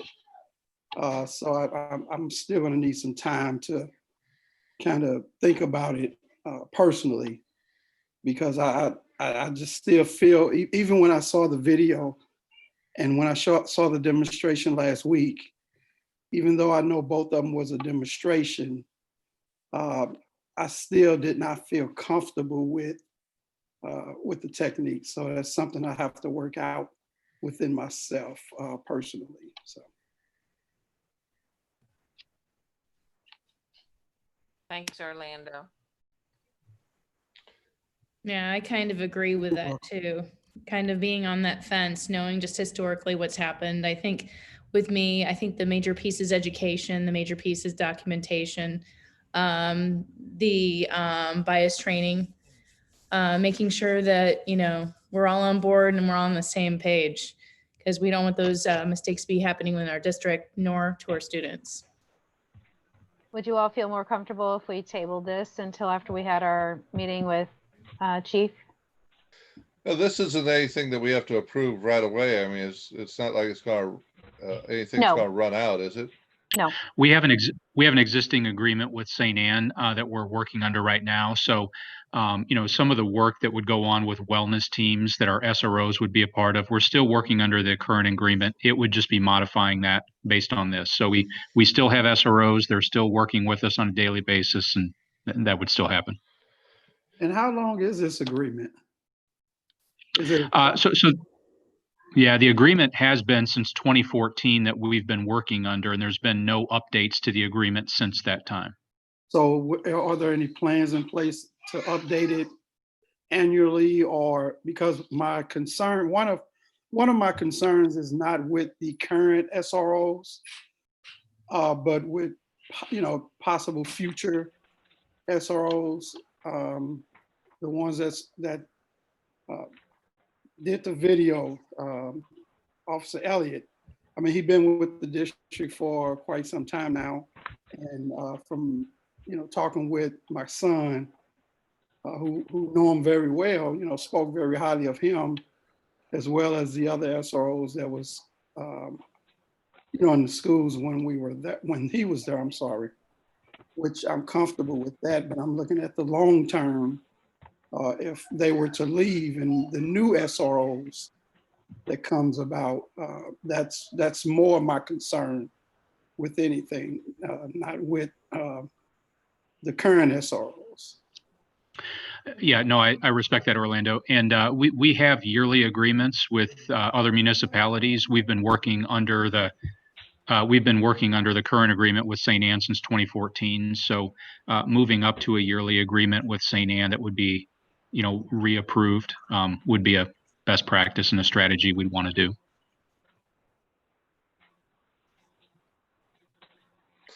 Thank you. Do we want to move to table this? I do personally. All right, then I'll make a motion to table. Second. Any other questions before I call the vote? Okay. Dr. Thomas? Yes. Mr. Lewis? Yes. Mr. Garden? Yes. Dr. Albin? Yes. Ms. Greco? Yes. Ms. Glover Jones? Yes. And I'll vote yes. We will table it. Thank you all. Thank you. Moving on to 3.02, we have our technology update with Dr. Harlan. Hello, everyone. I'm here to follow up on some questions that were asked last week, and also to give you some results of the survey that we posted earlier this week, and to answer any questions you might have. And also I have the latest update on that shipment of 2,000 Chromebooks. So first, the survey results. Of 116 respondents to the survey told us that they currently have Ritenour devices at home. So we know that we have 116 probably Chromebooks out with students already. We also learned that 829 of our respondents said they would start the school year using their own device. And so that takes a little pressure off of us and our efforts to make sure we have a device for every enrolled student. On a less positive note, however, 268 households told us that they have no internet. And so our solution to that, of course, currently is that we have Wi-Fi on the buses available in school parking lots. And we do have a limited and small supply of hotspots. We're working with the county to get more hotspots and also reaching out to purchase more from T-Mobile. And right now that's where that stands. To follow up on the recovery of the 2,000 Chromebooks from the 2016 one-to-one, as I reported last week, we're sitting at about 1,110 available to redeploy now to elementary and middle schools. We also have 164 that have been salvaged and used for parts to repair others, broken and salvaged. We have, and now the part that I was not completely up to speed on last week, and that's the remaining 726. And so I dug into our data relating to those because they sit in kind of an ambiguous place, whether lost or maybe just out there in the hands of students who intend to bring them back. And I looked at some of the content we collect from these devices over the internet. And the good news, I think it's good news, over 462 of those devices show that they have been used in the months of May, June, or July, and used by students who are currently enrolled in school. That is, they are, or they were last year, 9th, 10th, and 11th graders at Ritenour High School. It is very likely that those 462 devices were kept for use in summer school or simply were not returned. And given the nature of our closure last March and our efforts thwarted in many ways by COVID, to collect those devices in the springtime, it is not surprising to learn, in my opinion, that we have 462 that we've not yet collected. I think it's good news because I believe most of them will be coming back. And that again will take a lot of pressure off of us in our efforts to provide a device to every student in that first week of school. And so I'm encouraged by that. And now and the latest update on those 2,000 Chromebooks. I spoke today to my contact at CDWG, and they are working to finish those up. We will not have them on Monday. There is a chance we will have them on Tuesday. And he says to me that Wednesday is a possibility, but he is hoping Tuesday. And that is the latest I have. I wish it sounded a little better coming from them. But I am reminded every time I speak to him that we are supposedly in good shape compared to other districts. That's what I have. If you have any questions, let me know. Yeah, I have one. Of the 462, you said that there was 116 that you know they have at home. Is that 116 part of the 462? No, and well, it might be. Some of it might be, some of it might not be. The 462 I know are all high school one-to-one devices. Now, probably some of those 116 are those, but it's possible that some of those 116 could be middle school devices that weren't returned this summer. Okay. Because we do have 20 or 30 devices still out from each middle school. Okay. Next question. So of the remaining 264, yes, that total up to the 2,000. Yes. Did we go ahead and pay $264 for the ones that we don't have? Well, yeah, I mean, you know what? We didn't pay $1 because that dollar payment was forgiven. But whether we actually have them or don't have them, I think we would have been obligated to pay. Uh-huh. But fortunately, we didn't because our contact there said no problem. Great. Okay. And then why is it taking so long? What is CDWG? Yeah, what are they doing? Well, so it's taking a long time because supply chains have been gummed up by COVID. And they're doing everything they've always done. It's just that the vendors are taking longer to deliver product because all of this material is built in China. It's put together in China and then shipped here. And I'm guessing that during the pandemic, those shipments came to practically a standstill. And so there's a tremendous backlog for some technology. Not all. It's interesting, we got our Samsung tablets right away. And a year ago, we would have gotten these Chromebooks, we would have gotten them in July, early July probably.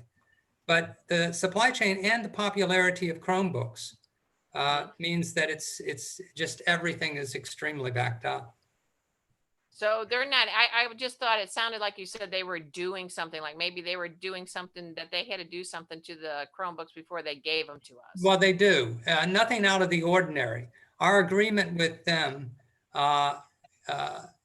states that they will configure and prepare them so that when they come here, we just take them out of the box and plug them in essentially, and they're good to go. So we do that on the very large shipments, the large quantities, because we want to expedite things. This time around, it might have been better for us to try to do it in-house, although I don't know that it actually would have worked out any better. Yeah. Okay, that's what I wanted to understand. Well, thank you so much. Yeah, hey Fred, thanks for coming back and explaining where these things are. I mean, to know we bought 2,000, we only knew where 1,000 or 1,100 were. That was a little. I understand. Discerning, but you know, now that you went back and you looked at it, it seems like even though our students might not have followed directions by, bringing them back at the end of the school year, it sounds like they're using them. And it sounds like these, for the most part, the majority of those that you did the data mining for will be showing up, quote unquote, on the first day of school. Well, I hope so. That would be helpful if they do. That's a good thing. Moving forward, it just seems like we need I don't know, some kind of better plan or whatnot to make sure that we recover a better percentage of these. Along with when you guys develop your budget in the future, you gotta really be thoughtful about how many more of these things we need to buy every year. I mean, 100 and some odd of them are broken. We need to replace those. We can't say this is an option. We can't say there's some spares.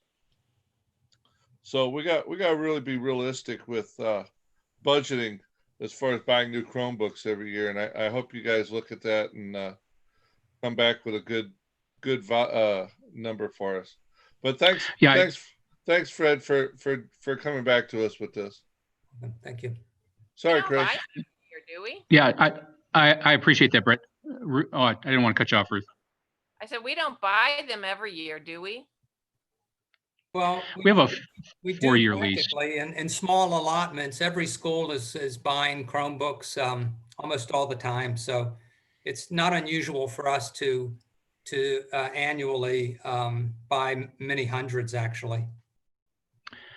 The large purchases like the 2,000 or a 4-year rolling lease, and in organizations, it's hard to be disciplined to do planned purchasing because there can be emergencies that come up. That's why personally, I think, moving to lease purchase, it forces some discipline on you. But buildings have federal money that they use at their discretion, their title money to augment what they have in their buildings. So as Fred said, across the district, maybe 100 or 2 a year, but the large many thousand purchases is usually every 4 years. We've had conversation now, and board members, this is where Husky Support Center will help. Right now, it's kind of the device distribution is spread out through all the buildings. To have one central hub where all devices are stored as opposed to storing them in buildings will allow us to have better asset management. So looking forward to reporting to you in the spring just what the look of that will be like at Husky Support Center. Fred, thanks, Fred. Dr. Harlan, sorry, one question I have is, do we know who the kids are that have the Chromebooks still outstanding? Yes. Okay. Just want to make sure so when they come in, we can say. Yeah, we do. We know absolutely who they are. And I would say that it's probably important that they still bring it in because you may need to do a sweep of it or anything. Is that a necessary piece, or are you don't do that usually? I think they'll be incentivized because the ones they have are 4 years old, and the one that they can get is brand new. If they bring it to the high school, they'll get one of the new from the newly leased 2000, and we'll recover their old one, and we will wipe it clean, and then we'll have it as a spare to be used anywhere in the district, or to be given to an elementary student or a middle school student who is without one. So I am hoping they bring them in very much. Okay. Does anybody else have any other questions for Dr. Harlan? Okay, thank you very much. I appreciate it. Thank you. We will move on to 3.03. We have our transportation update with Mr. Sanker. Good evening, everyone. Good evening. Good evening. It's a pleasure for me to be here tonight to give Ritenour's transportation update and how we're able to support Ritenour's vision and mission. A little bit about us. We have our 28 school buses that are still housed at the recently purchased and named new Husky Support Center. Very proud of that and very happy to have a permanent home for that department now. Those 28 buses consist of 27 conventional buses that hold between 72 and 77 students as their mass capacity, and one special needs bus that has a wheelchair lift, mostly used for field trips or away games where a special needs student may need to be transported. Of our 28 buses, we have 24 routes and 24 route drivers and 2 substitute drivers that will be returning to us this school year. So we do have a full staff. One of those substitute drivers is also our Husky Health Center shuttle driver that we move back and forth whenever needed. And of course, our office staff consists of myself and my router dispatcher, Shelley Gibbons, as well as my office professional, Ashley Satterley. We currently, as we've been working, and I've been updating this, we had 6,137 students who are registered for this coming school year with the district. Of those almost 6,200 students, we have nearly 4,000 students who are currently assigned to the bus routes. So well more than half of the students are able to get transportation through Ritenour's busing. Last year, for the 1920 school year, we averaged 3,081 students that we transported daily, which is again over half of the number of students that we currently have enrolled. Last year, for 19 and 20 school year, we drove a total of 152,394 miles. This is a lot less, of course, because the school year was interrupted by COVID-19. Normally, we're driving more like 214 to 215,000 miles per year. So you can see there's a big difference in our mileage from the previous school year. Mr. Sanker, Yes. did that include food delivery too? Those miles does include food delivery. Now, we didn't use all 28 buses for the delivery. We had just 8 buses twice a week, 8 buses each day, twice a week. That was delivering the food, but that does include the food delivery miles. Thank you. And how many routes did you say we had again? I mean, drivers? We have 24 route drivers. Okay. Yeah, and then we have 2 substitute drivers, so to fill in whenever those route drivers can't make it to work. Okay, thanks. DESE requires that we give at least 8 hours of continuing education or professional development. And for the 1920 school year, we did meet those 8 hours of professional development. We, so far this year, we have already completed 2.5 hours of that professional development. We have 2 more hours this coming Thursday. And then I have plans for the remaining hours, and we'll probably exceed those 8 hours this year with additional professional development. Brian, what kind of professional development do they do? Like what's in relate to? Passenger management is a big one. Okay. De-escalation of confrontational de-escalation. That's is a part of the passenger management. And we gave them first aid and CPR training 3 years ago, and it is time again to do the same. So we'll be doing that again this year. Thank you. You're welcome.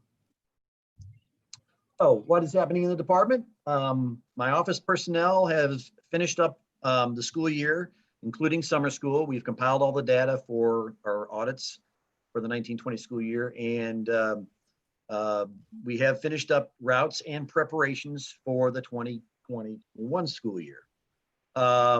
With the recent change in how we're going into phase 3 learning, we did have to change that a little bit. So we have our regular school routes set up, ready to go. Our drivers are ready for that, but we've also got food delivery routes also set up for this coming school year. Those meal delivery routes, so we have both, so we can switch back and forth anytime we need to, quote unquote, pivot from phase 3 to phase 2 and then into phase 1. So Brian, when will the delivery of the food be made, since the kids are supposed to be at their computer? Yeah, great question. So what we've done is we have set up the food delivery to be done when the children would normally have been getting on the bus in the morning. So we have 3 tiers. We have a middle school delivery that starts around 7 a.m. and will be finished by about 7:15. And that way it gives the kids time to get their food, get back to the house for their 7:25 start time for middle school. Likewise, for high school, we have the same time frame set up for the high school pickups so that they're done and back in the houses by, I believe it's 8:10. And then for elementary school, we have it set up. So, and what we're doing is we actually have the same route set up because we have walkers who didn't get a bus stop, Right. during regular delivery. So now we've added stops we took our high school runs because that covers the biggest area. It covers every area within the district, whereas the other ones don't necessarily. We added the walk areas to many of the routes so that they also get close to the kids who are within a mile of the schools, so that no one has to walk more than a quarter of a mile to any given stop. We will assign those stops to the students and we'll text that information out to anyone who's able to get the text. The reason why we're just repeating the high school runs 3 times. And that is so that we, let's say a parent has a high schooler, a middle schooler, and an elementary student in the same household. Yeah. If they want to come out at the middle school time and say to our folks, hey, can I just get all 3 of my kids' meals now? It'll ensure that it's on the same bus, because during regular pickup and delivery, high school may be a different bus than middle school and likewise with elementary. This guarantees that the whole family will have all their meals on the same bus, so we don't run out of food because they're asking for extra meals on a bus that doesn't necessarily have them. So, and then likewise, if they don't, for whatever reason, the family doesn't get up in time to get their meals before the middle schooler has to start their day, they can come out, the mom or dad or whomever's watching can come out and get the meals at their elementary run. And we'll still have the food on board because we already had it planned for that family. And they can get it then and take it back and they can eat it at lunchtime and still have food for the day. Great. That was yeah. going to be my next question. Thank you. Okay. Yeah. Like I said earlier, we do expect all of our bus drivers, including the subs, to return. We are currently, we can't start inspecting the buses for the next school year until the beginning of July. And so we are in the process of having them inspected and having all the maintenance done and performed. And they will be ready next week prior to the beginning of the new school year. And our drivers will begin new training beyond my DESE required training. We'll be giving them training next week on the disinfection team for the schools to help keep them working beyond just the food deliveries, because that won't take all day. Of course, it's only going to be in the morning. So the bus stop assignments, and I kind of went through this just now to answer your question. So for the 2021 school year, we are going to text out the stop times, the bus numbers, and the stop locations. We don't want families just going to any stop that they want to go to. We want them to go to their assigned stops because, again, first of all, DESE is requiring that we get names of the people that are getting the food so that we get compensated properly. And we don't want to pack one bus with the right amount of food for these families, but then when other families come to those stops and get that food, it'll cause the buses to run out of food before we get it all delivered. So we have assigned those stops to the families. We've also, when we do go back to phase 2 or phase 1, we will then again text bus stop times or email or both bus stop times, bus numbers, and their locations to the eligible families. So we're doing it separately at the beginning of the year for food delivery, and then we'll do it again when we go to phase 2 or phase 1 when we start to pick the students up, because they may be different stops, and in fact it will be different stops, and then, the walkers of course won't have a stop at that. So and then we'll maintain those 2 separate route form so that we can pivot to picking up students from meal delivery when that time comes. Within, in less than a 2-week time period, we should be able to transition from delivering food to picking up students. So I have a question. Yes. Okay. If we say the second quarter, we go to 2-day in school and the rest time virtual. Do the students who get their food, do they get it in the morning and take it with them to school if they're riding a bus to school? And the ones that don't ride a bus to school, I mean, if they choose virtual, then there's also going to be a food pickup for the students who are saying, I'm not sure is that going to happen? Or are you following what I'm asking? Will we still deliver food to the students who are full virtual? Is that what you're asking? No, I'm saying if we go back, if we change at the quarter and we've got students that are, that are going to the buildings for school 2 days a week, and that you still have another group of students who are doing virtual. How do you handle, food? Are you still handing out the food every day to all of them? And if you do, how do you work out the food for the ones who are getting on the bus, staying on the bus and going to school, and then the other students who are choosing virtual and just coming to the bus stop for the food? I mean, has that been thought out yet? Yeah, well, so if the students who are at the school, the 2 days that they're there, the final day that they're there, but prior to being home for 2 or 3 days, they will get their food at the school and take it home with them. And we'll transport them and the food back home with them at the same time. We have the ability to deliver on the full virtual days if we need to. I think that's the plan. But that is something that we're the plan is that on the virtual day where everybody is virtual, I believe we're going to deliver food that day because it'll be fresh and they're not having 3-day-old food. And if I can jump in there too, Brian. So Penny, it's kind of a dynamic situation. We've talked about a couple of options too that could involve grab and go for families that could come to a school where if it is a virtual day, families could come up to the school to pick up their food for that day. We've talked about the Ritenour Co-Care Food Pantry potentially being a pickup location.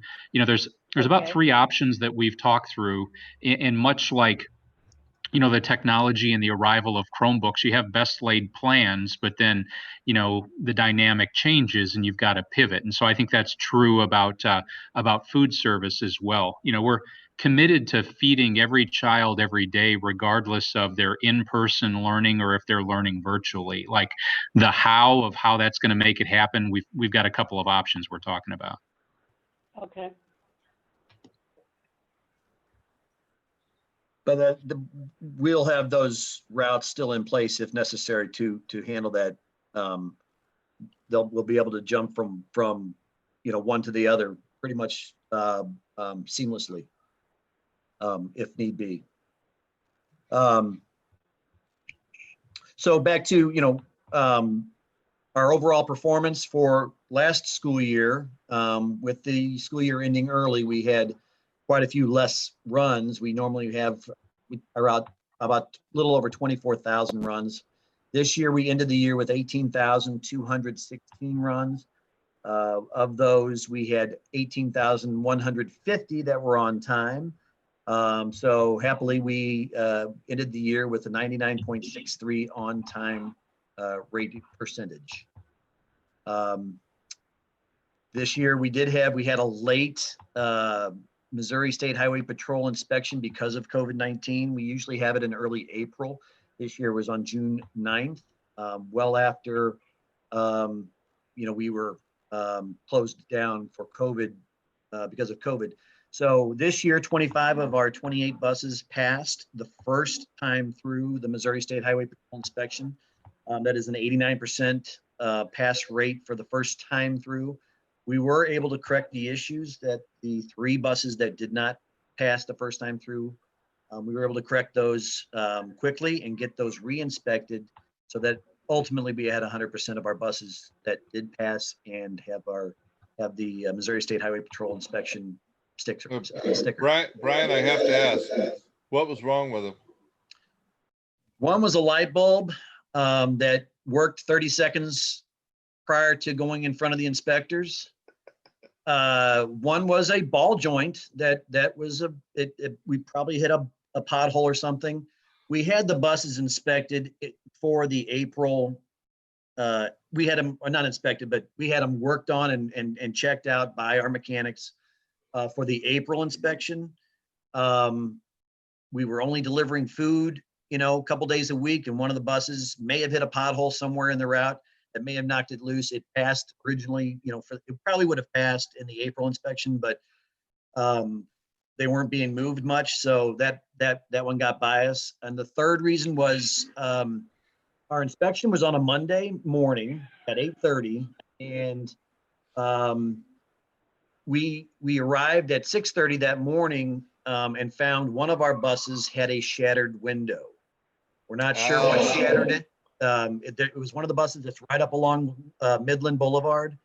We don't know what caused it. It could have been somebody mowing their grass and it shot a rock across. I don't know if it would shoot that far, but when the county comes over and mows that the middle of the what is it called? The middle of the road between the 2 lanes. The median. Yeah, the median. Yeah, the boulevard or median. Yeah, so it could have shot a rock across and just shattered it out.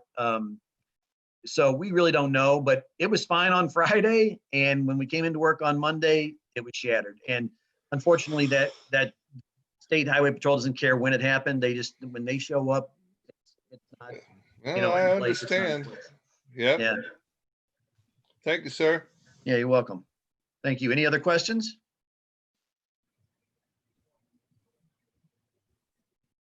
Okay, well, thank you. Thank you very much. Mr. Sanker, I'd like to thank you too, because I know that you guys have worked very hard to reroute, reroute, and route Right. and try to make sure we're feeding everybody and stuff. So I thank you, and I thank your department and your workers and all the bus drivers for all the work that they've been doing for our community. I will pass that along and I appreciate it. Thank you. You're welcome. Moving on to 3.04, we have our equity statement approval. I echoed back again. So I'll turn it over to Dr. Kilbride and Ms. Gilliam. So thank you, Ms. Lonis. So board members, this is the equity statement that was discussed last week in the work session. It was modified based on your suggestions last week, and you'll see that those changes were built into the statement. I've had a couple of conversations with board members today, and I think there was some interest in making a couple of changes based on what was done last week. And so I'll just open it up for conversation, and then once those changes are made, if the board approves to it, we'd be looking for your approval of the equity statement this evening.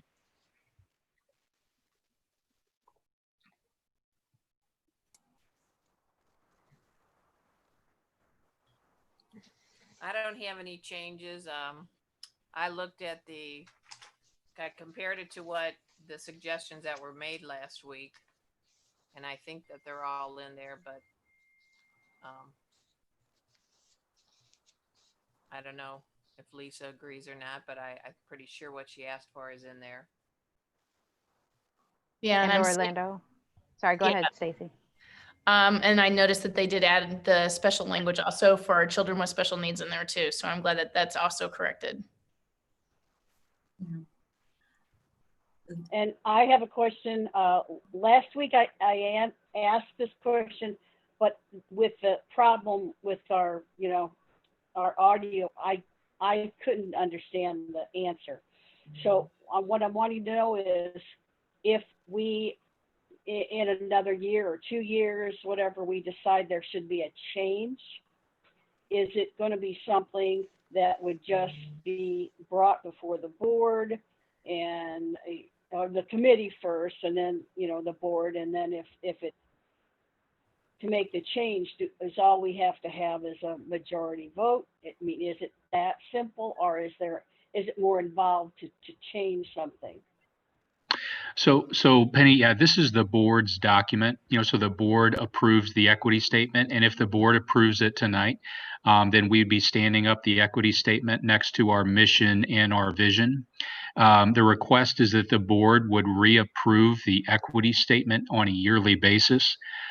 So the assumption would be if there are things that needed to be changed, there'd be conversation before that time. And then if a majority of the board would approve it, then it could happen on a yearly basis. But also, it doesn't have to be pegged to a year. It could also be happening earlier than that through conversation if necessary.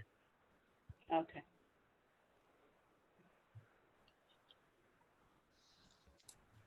I did not have any, I think everything is reflected in here that we talked about last week. My only recommendation was specifically where we're talking about prioritizing.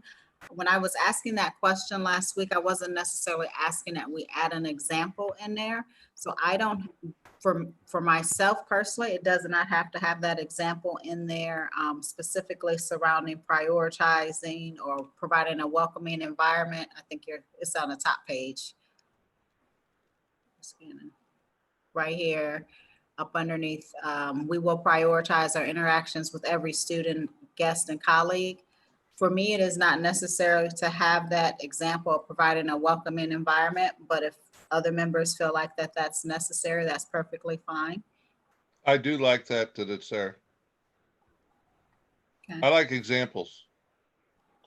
I like the more things can be explained, the more things, the less you have to ask questions about what does this mean or what does this say. I think it'd be a better document for. Okay. I think it sounds like the how, though, and that according to what Evelyn was telling us, this statement is supposed to be the framework, and the how is something, are the details. I don't know if it needs to be in here or not. I mean, I like it too, but I don't know if we're going out of the framework of how this is supposed to be written. Evelyn, you got a thought on that?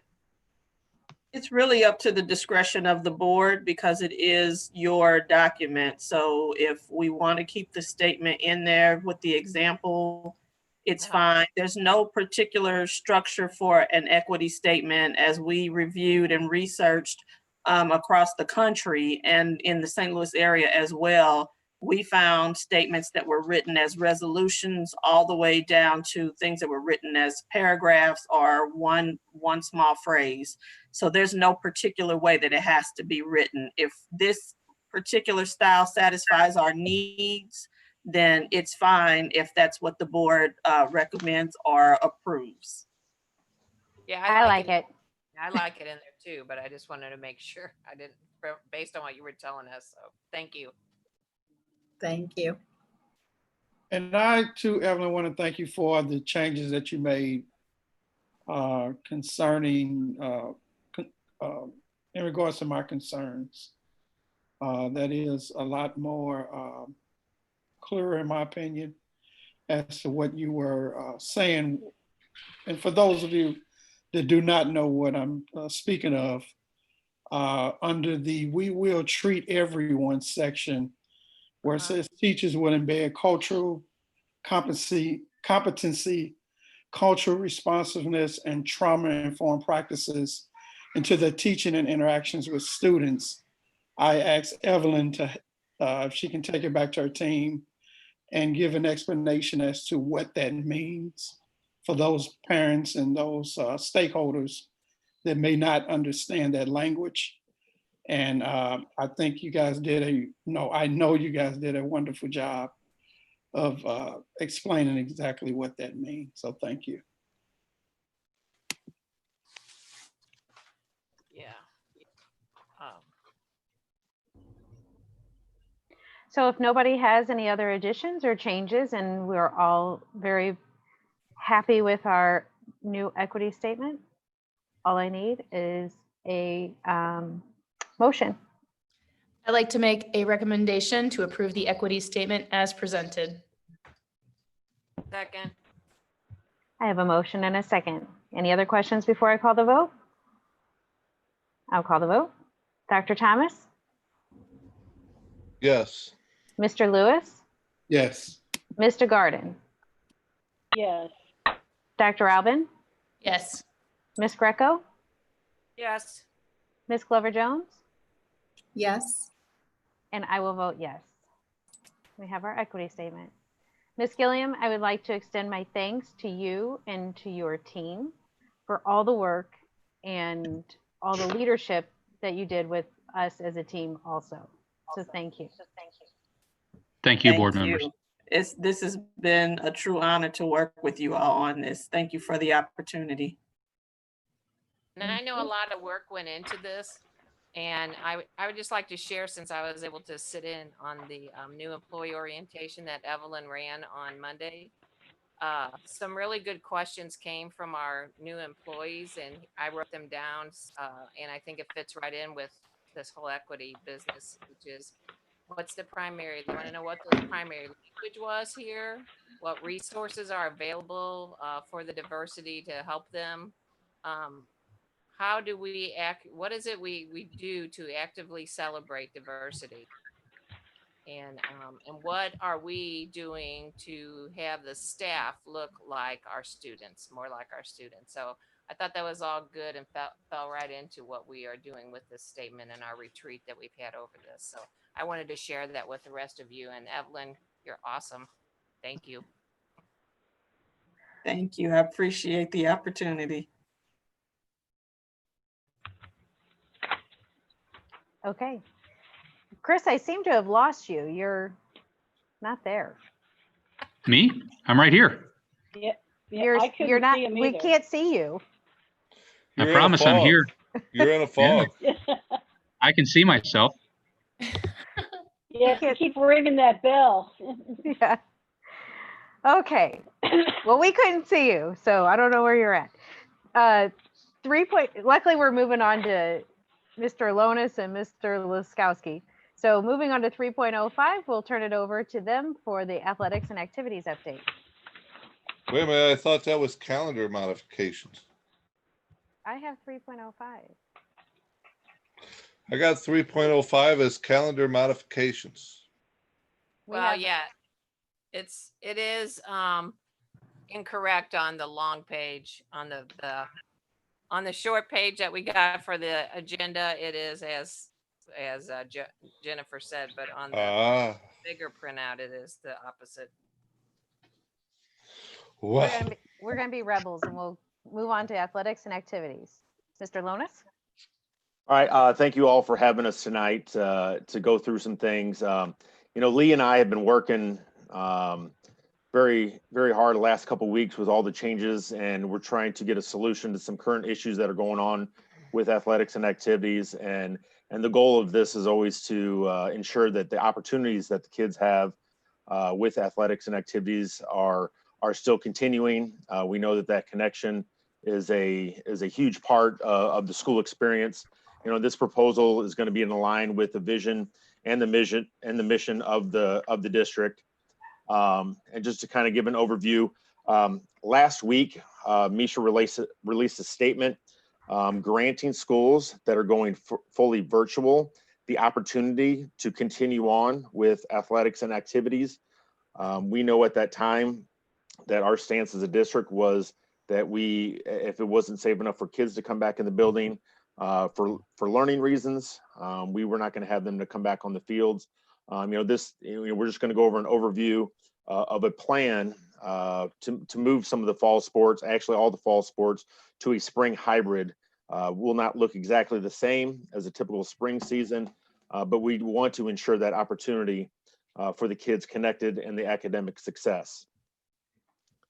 And before Lee takes over with the current reality, I do want to say that just today, we were in a Zoom meeting with the MIAAA, which is all the Missouri ADs, and Kerwin Erhan, the executive director of Misha. And since we've been working on this plan, our next step was going to petition Misha to allow us to compete outside the normal season. Well, they have today since released that opportunity is granted to all schools. Normally in a specific school year, any fall sports, you have set dates that you must do all your competitions in.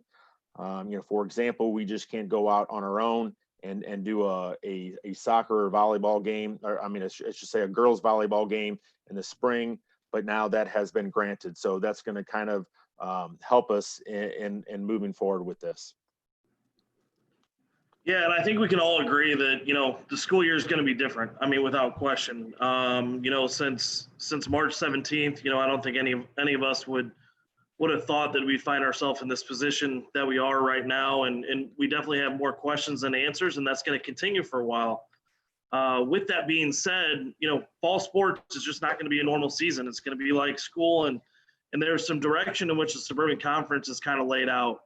For those schools willing to go forward with a fall plan and wanting to take that action as they see fit for their individual school and community, the earliest practice date is August 24th.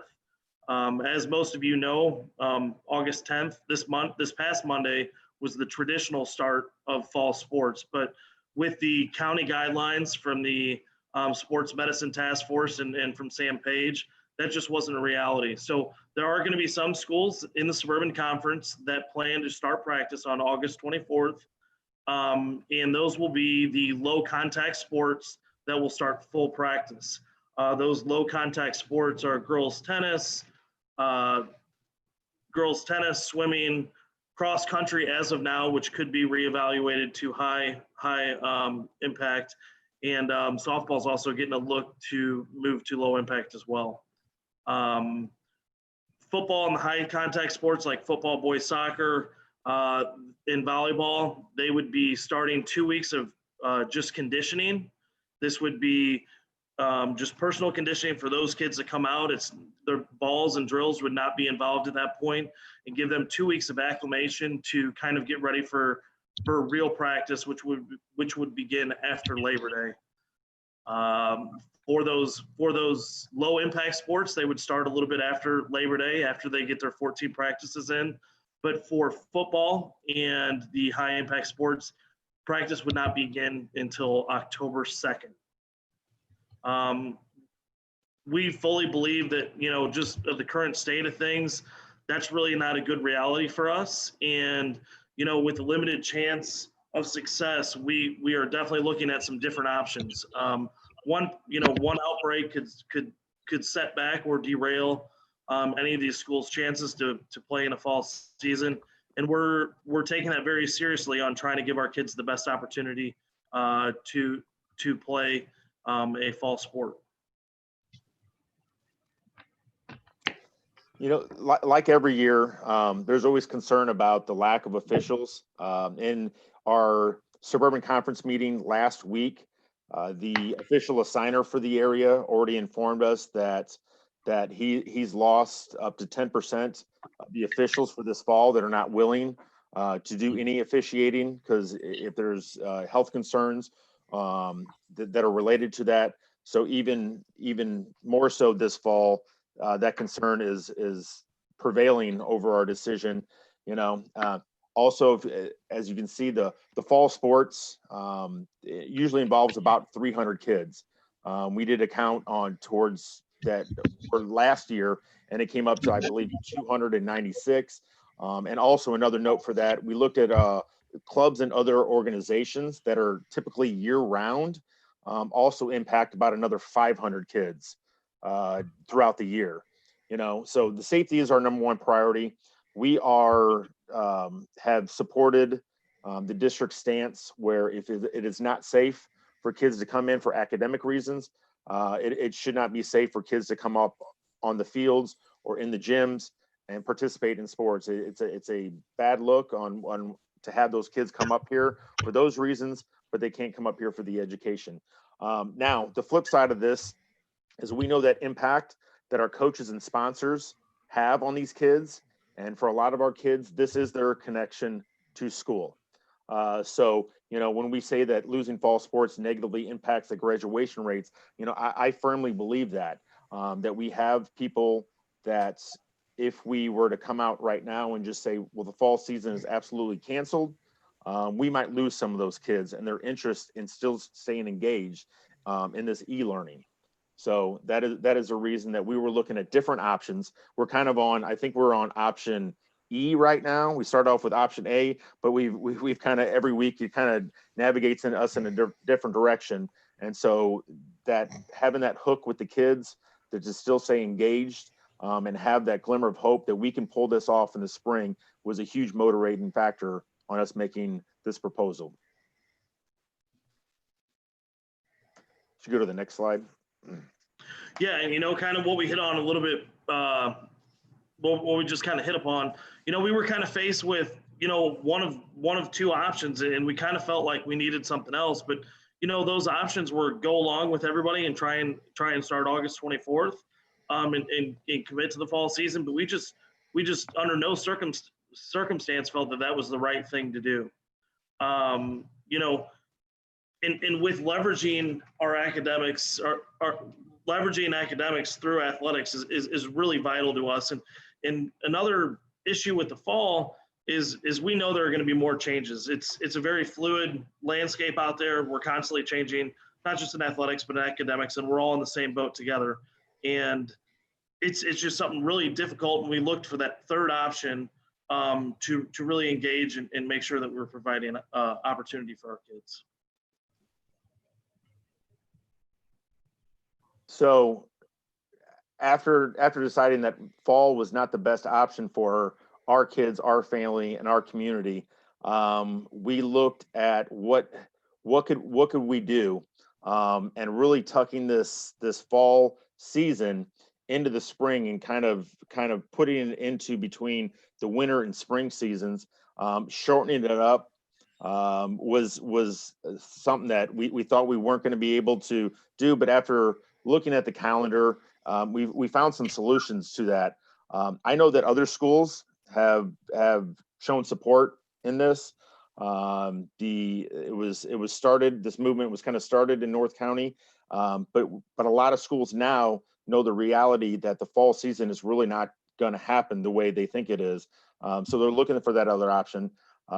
We expect more schools to absolutely jump on board once this gets some steam. And I think this meeting that we just had this morning with Misha opening up that possibility of having that with their approval that we can move it, there's going to be more schools that don't want to take the risk of having our kids sent out there, getting onto the fields for a couple of weeks and then being shut down by the county or for a possible outbreak. So we're definitely not alone in this. We've already had enough schools that could fill our schedules for all of our fall sports in that shortened spring season. And forgive some of the information in this next slide. As Misha rendered a new decision that we found out about today, it changes a little bit, a few of these dates and kind of the framework of what the altered spring season would look like. So on this slide, basically that's what we were shooting for. And that's kind of our snapshot of what the season would have looked like. Now that changes out, it's definitely a little bit different. The first day of official practice for a modified fall into spring schedule would be February 22nd, with the first available competition on March 12th instead of March 3rd. So to use football as an example, practice would begin February 22nd. The Jamboree would be on March 5th, and the first contest would be on March 12th. As we talk about what our normal spring sports look like, March 1st is the first date for spring sports. So obviously there's going to be an overlap, and that is a concern and a very legitimate one at that. But unfortunately, we're faced in a situation just where there are no perfect answers. There are going to be some unintended consequences just because of the nature of what is going on and that we don't have complete control of the situation. We're being dictated by so many outside factors. And we truly believe that this is an opportunity for us to help the kids in the best way possible. So working with our coaches, working with our schedules, moving things back, actually where our spring break falls on this year helps us tremendously in trying to move fall sports to the spring because it is so late. And, with our spring games and competition, looking to move those after spring break, which is traditionally when the majority of the games are played anyways. Only a few games would take place before spring break or during spring break, just because of weather, travel, and just making sure we have an appropriate amount of time to get our kids ready. So in those aspects, I think it's a pretty good position to be in right now. Obviously, with the information which Misha just released, this framework is going to change a little bit. But, getting our kids at least 5 football games and doubling that for most of the other sports is a ballpark estimate of what we want to minimally achieve for our kids.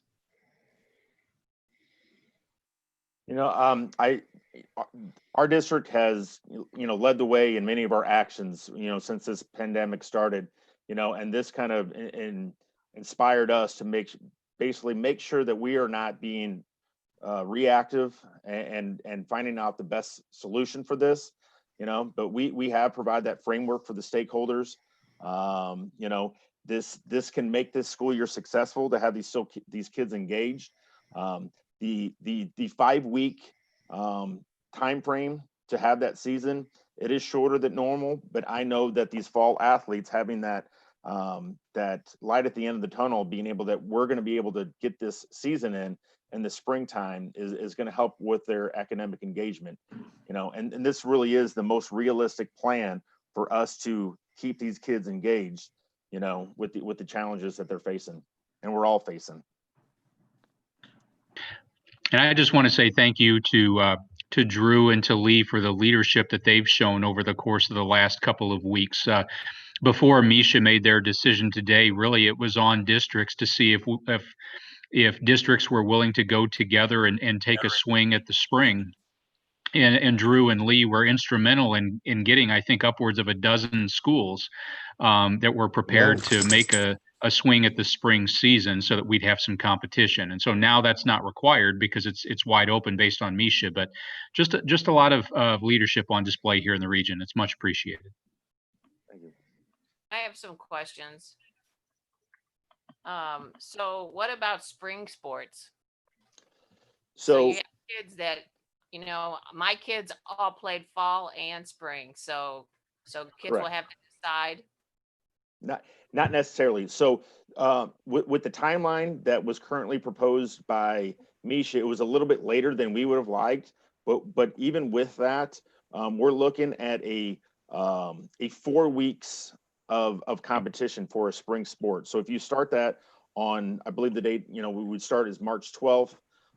If you get 4 weeks, and what Lee said is that the way spring break falls this year, if we cut a week and basically it's my scheduling, that if I push back when we actually start games for the spring sports, then there's only going to be 1 week of where spring sports and fall sports are competing at the same time.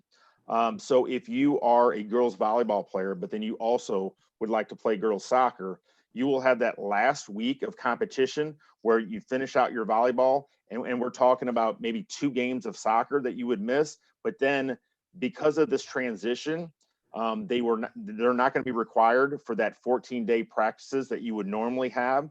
So while their seasons are ending, the spring sports are getting their required 14 days of practice. And so really you're only missing out on 1 week of that transition between the 2 sports. Yeah, and that practice bylaw is in place for like a state championship team. If you had a student athlete on a football team that made a state championship run, they're playing to the first week in December now. That student athlete doesn't have to, all those football dates count towards basketball practice if they were going out for a winter sport.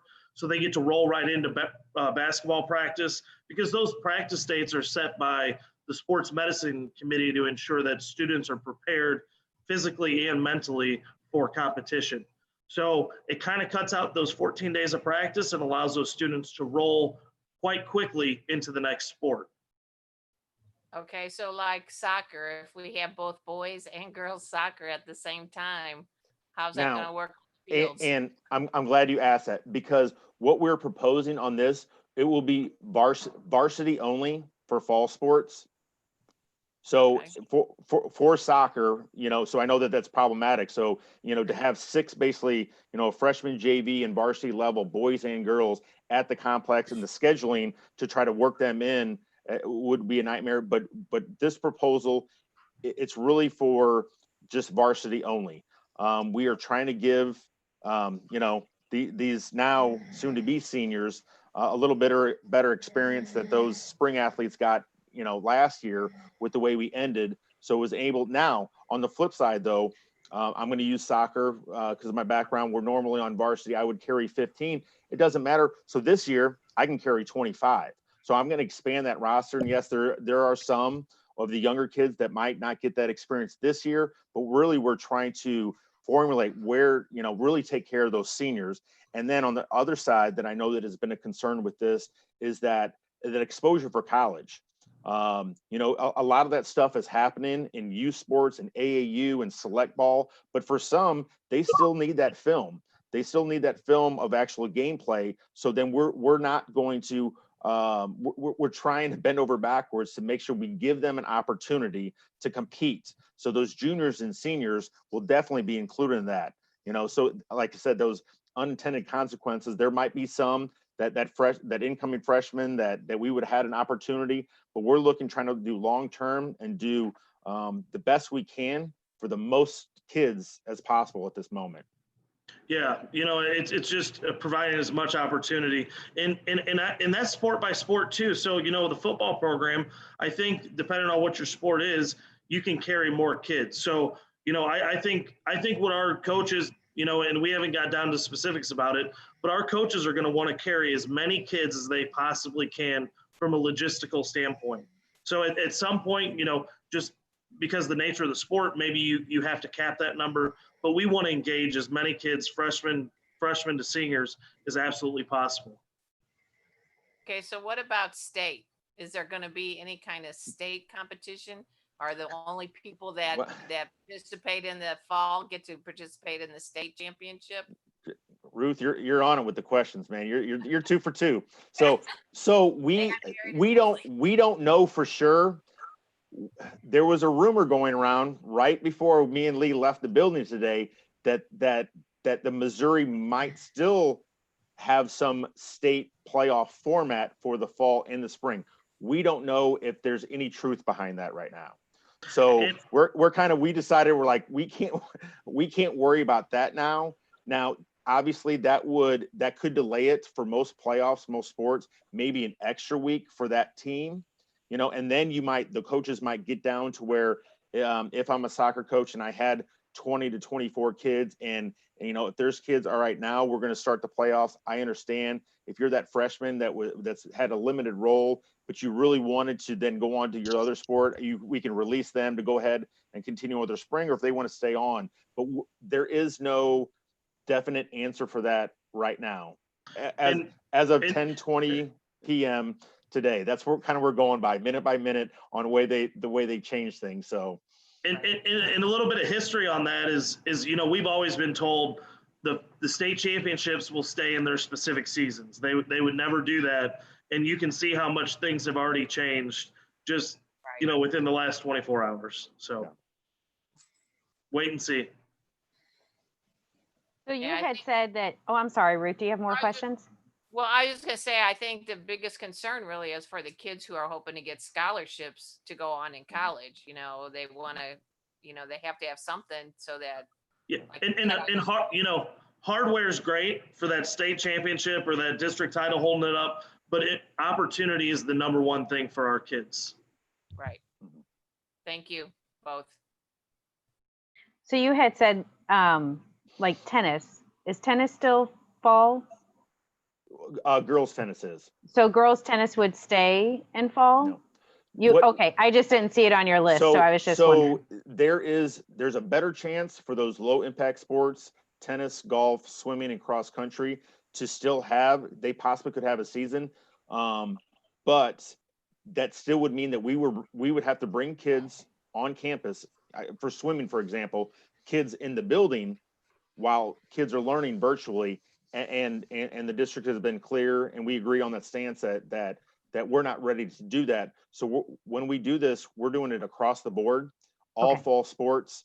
We would move, if this is the direction that we're going to go, all fall sports would move to that hybrid schedule tucked in between winter and spring. Okay. So for high contact sports like wrestling, would they also be delayed or would they just be canceled altogether? So right now, you know, and Kerwin Erhan, the executive director of Misha, he said in his own words, when we brought up some winter stuff, he goes, guys, I'm so swamped with fall.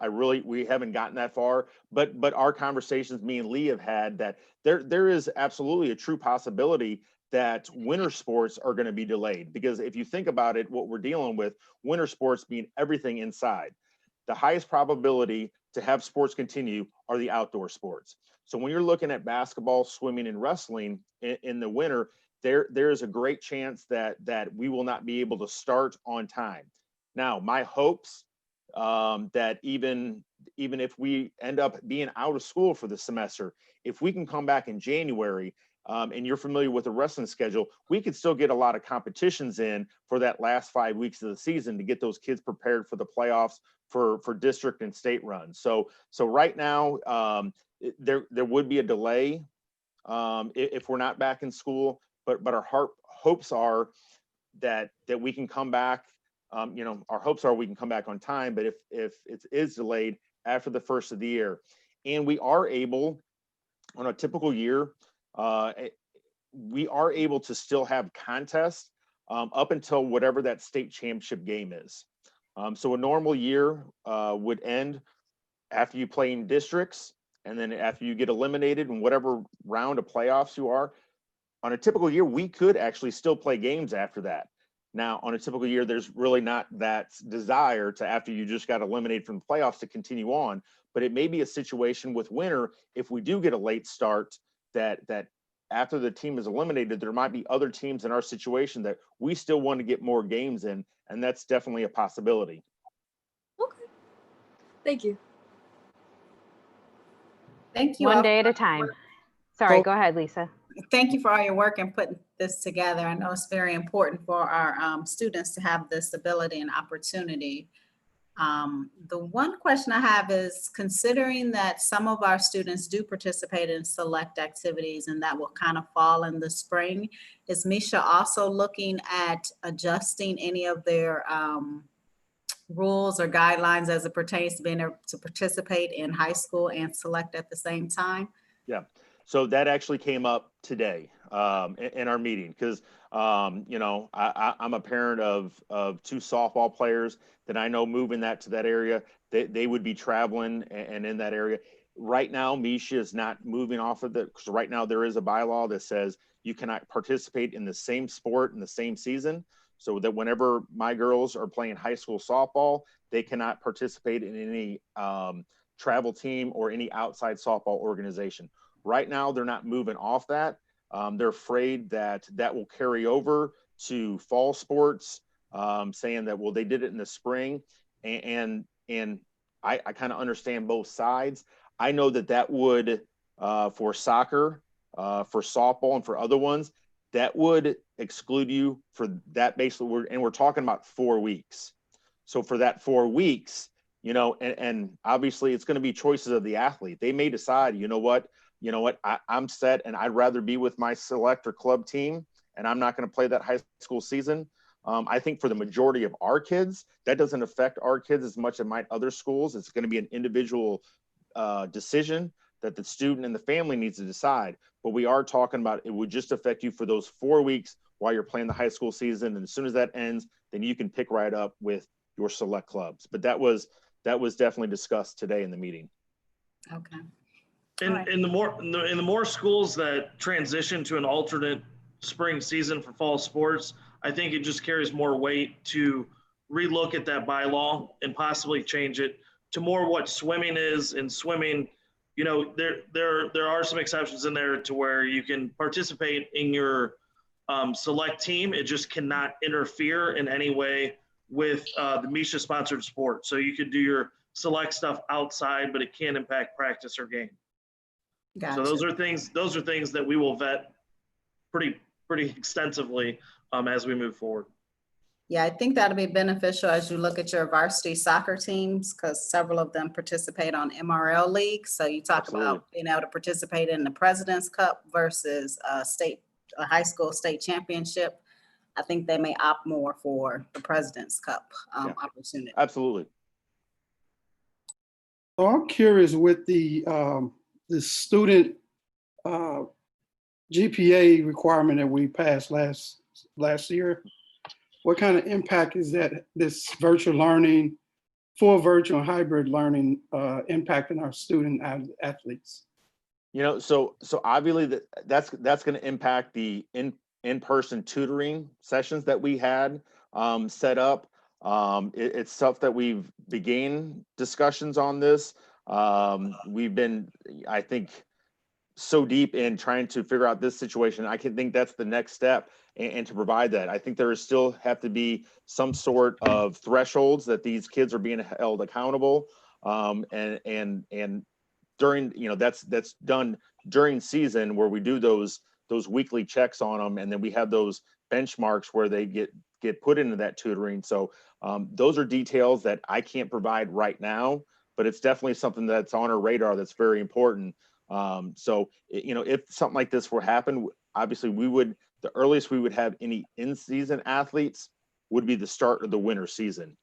You know, but also this is going to have a huge impact on our fall coaches to have the ability to reach out to those athletes and to stress the importance, because now those fall athletes, their eligibility for this season that's now, if it moves to the spring, is going to be based on this semester.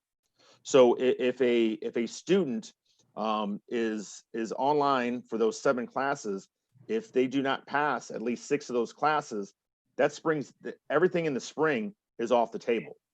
You know, so what we're trying to do is create those opportunities for the kids, but then also maintain some of those leverage points that those coaches have to build that relationship with the kid, and to make sure that they stress the importance of this. It's all new for everybody, and it's going to be a struggle, but we have to do what we have to do to get what we want at the end. And a silver lining of moving to the spring too is it's much more definite than saying, hey, we're going to try and start on the 24th, and then that gets pushed back because there's some county guidelines. And in some ways I could appreciate kids and parents feeling like, you know, you're crying wolf. It's okay, well, you said we were going to start the 10th. Now you said you're going to start the 24th. Now it's pushed back again. And, you know, our fear of losing kids through that, you know, is quite real, to where if we do move, we're a little bit more solid on things. I think we can more actively engage and connect with our kids to hold them accountable. Okay, thank you.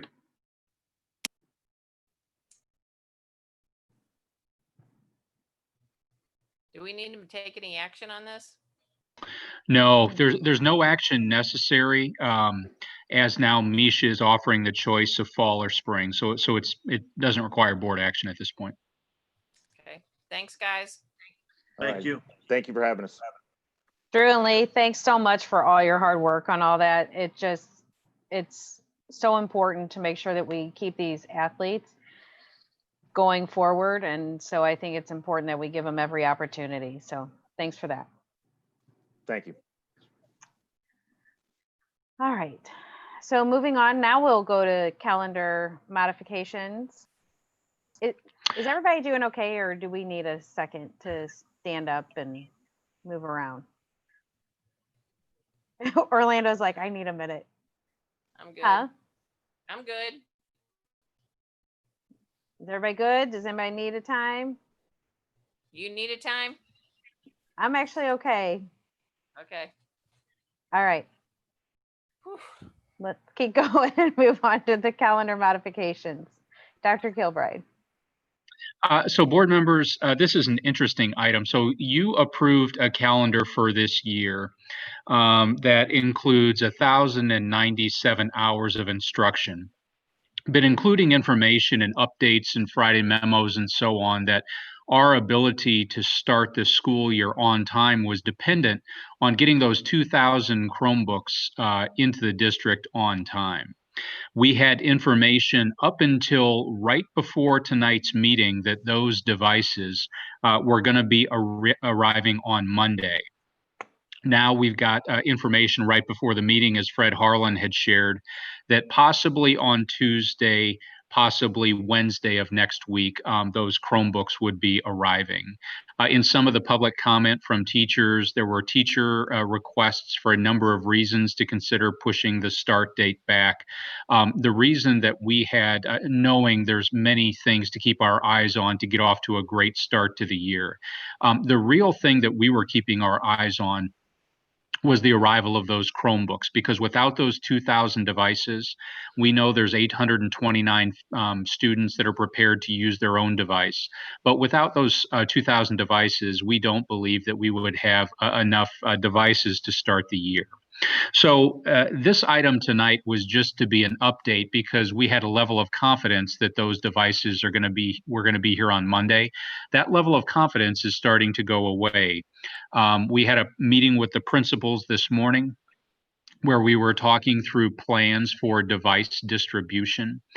We know that it would take somewhere in the neighborhood of 3 to 4 days at the time the devices get here to the district, of pulling teams together to get them unboxed, get them to be made ready and ready to distribute to families, and felt pretty good with the devices coming in on Monday that we'd be able to make that happen in time for the first day of school. Now, with the new information that we received right before the meeting, we're starting to question that. You approved the calendar for the year with a start date of the 24th. I don't have an alternate recommendation for you tonight because we believe the devices were going to be here in time. That's starting to get chipped away. So I don't have a different recommendation for you tonight in terms of moving the start date, but it's a conversation that I'm going to take back to my team tomorrow, and I'll keep the board updated. The later that those devices get here, in addition to some of the other feedback we received tonight, there may be a need to push the start date back, although we've not anticipated it. We were again, when we heard the Chromebooks were going to be here on Monday, felt pretty confident we could make Monday, August 24th happen. The later those devices arrive, the less likely that's possible. So I'd like to talk with my team tomorrow. I'd like to give the board an update tomorrow, because unfortunately the information is changing on the arrival of those Chromebooks, and just keep the board updated to the best of our ability regarding a start date. So what is I'm concerned. I'm not following. What is the concern about them coming on Tuesday instead of Monday? The later they come, so it's possible Tuesday, could even be Wednesday. The later they come, getting them unboxed, getting them on our system, getting them ready to go, won't be enough time for us to be able to start on Monday and Tuesday. The window is going to be too short. To get them out to the students? To get them out to families, yeah.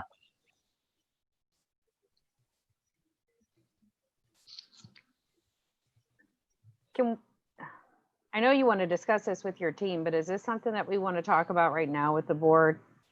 Like, I was just wondering about all the training that teachers were saying that is coming hard and fast, and it would be good if they had another week to do training. So we've heard that feedback. We have training in place for there's training that's starting this week for teachers that are teaching in that Ritenour Virtual Academy. There's training for next week for all the returning teachers. But even with that, we've received feedback, and you heard the feedback tonight. The teachers are concerned that they're not going to be prepared with that amount of training. So more time certainly would be better, but I still think there's going to be anxiety with day one, regardless of the amount of training that we provide. But we've heard that message pretty consistently, that teachers are looking for more training to be more successful. But when teachers ask for more training, there's really there's a reality to it. Teachers pride themselves on being their content expert, and when they're reaching out and saying, I need more time to deliver a quality product, I think it's time that we listen. Yeah, another concern I have is even training, for our students and their families and making sure that they're able to get in. Because we don't want Monday to come, the 24th, and then there just be a whole bunch of, like if people aren't able to get in or know where to go, or I'm just kind of concerned about that. Plans are coming together for the first day. We had a plan for device distribution conversation with principals this morning. Principals had some different and constructive ideas about how to make it better. But principals were also advocating for using the 24th and the 25th for distribution as opposed to Friday and Saturday. That would allow for more parent education on how the devices are, device use, requirements at the home and so on. So even before we got the information about the later arrival of Chromebooks, principals were advocating for pushing back to distributing devices on Monday and Tuesday, the 24th and 25th. So if we did the distribution on the Monday, the 24th and 25th, could we use those as PD days for our teachers? Or would they be a part of the distribution? Some teachers would be a part of the distribution, and opinions vary a bit on that, about how many people would be necessary at each of the buildings. And it's different, at the elementary versus what is necessary at the high school. The high school will have upwards of 40 people involved in the device distribution process. At the elementaries, the number ranges a bit, but it's going to be less than that. So the staff members that aren't involved in device distribution, there could be some additional professional development for them. Yeah, that's how that time could be used as well. And what about the students that are going to be using their own devices? Is there something special that's going to have to be sent to them, like by email or something, or picked up by a parent so that they know when to, get things started on their own device? Yeah, there's Google Classroom passwords that have to be accessed and logged in. So there's information around that. If the decision were to be made to push the start date back, it wouldn't be a situation where students that are using their own devices could start, and then the students that are waiting for a device would start at a later time. We have to be consistent with the start date, regardless of if the student is getting a device from us or if they're starting with their own.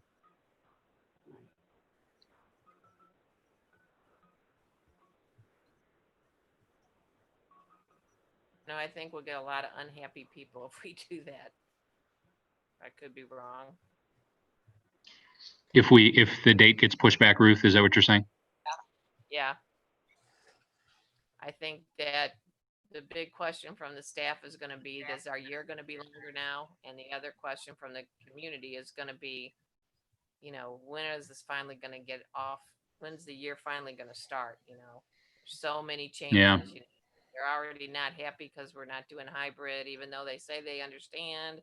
And, it's just another thing, another notch on the wood.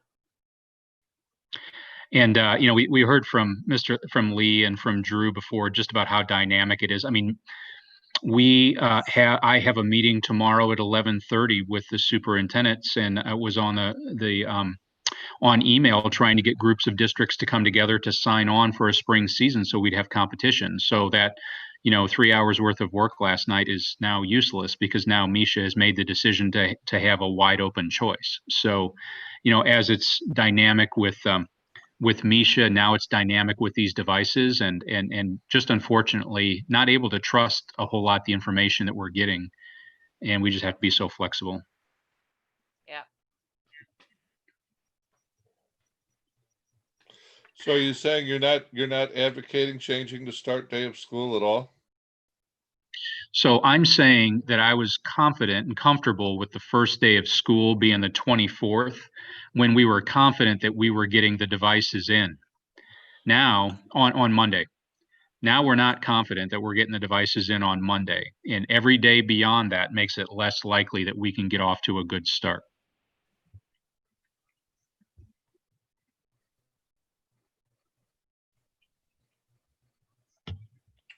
So that's where So if we're all here together now, we can discuss this. I mean, it had been discussed before to move it to the 31st. Even if we just move it to the 26th, would that give you time to breathe or what?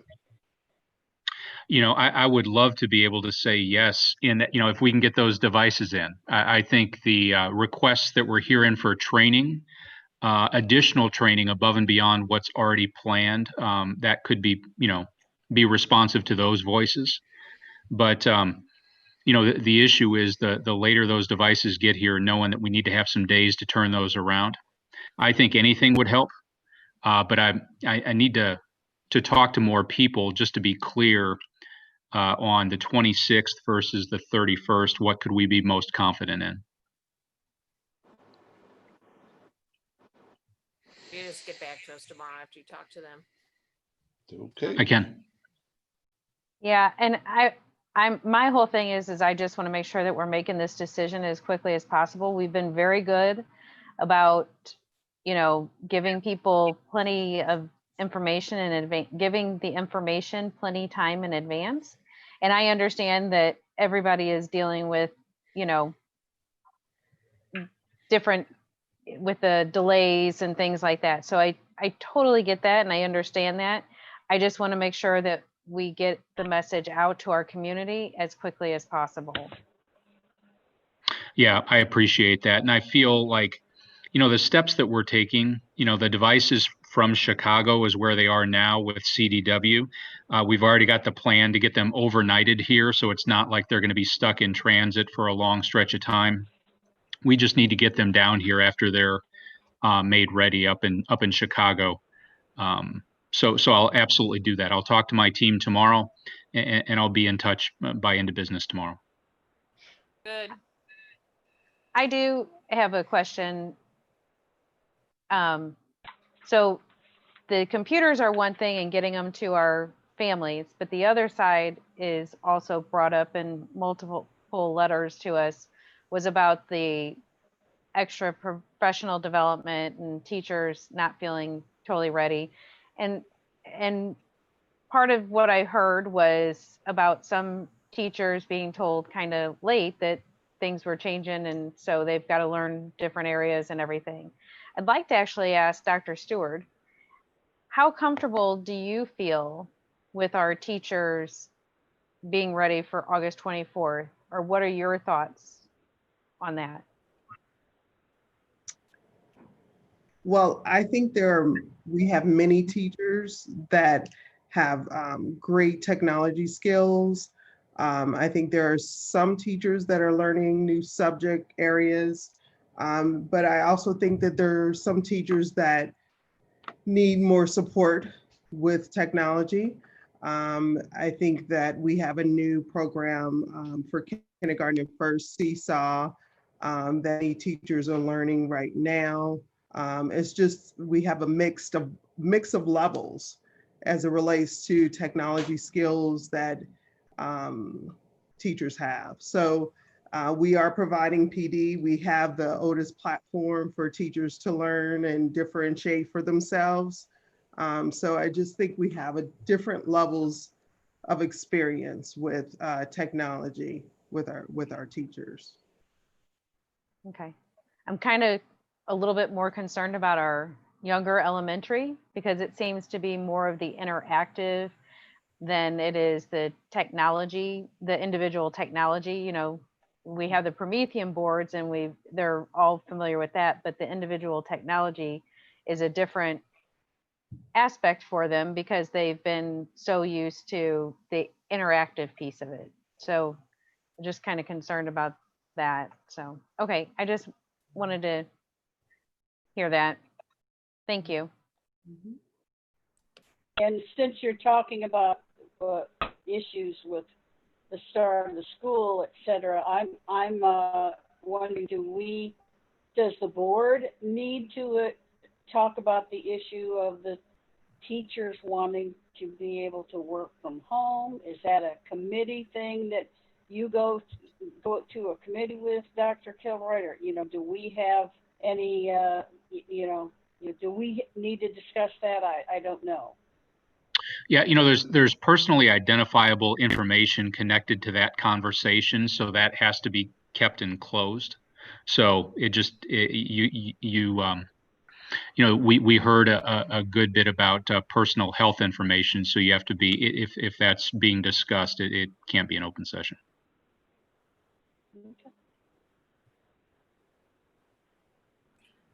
Anything else about the calendar? I did have one other question surrounding the PD for the virtual. So I know we had a couple documents shared with us in regards to that PD schedule and what that looks like.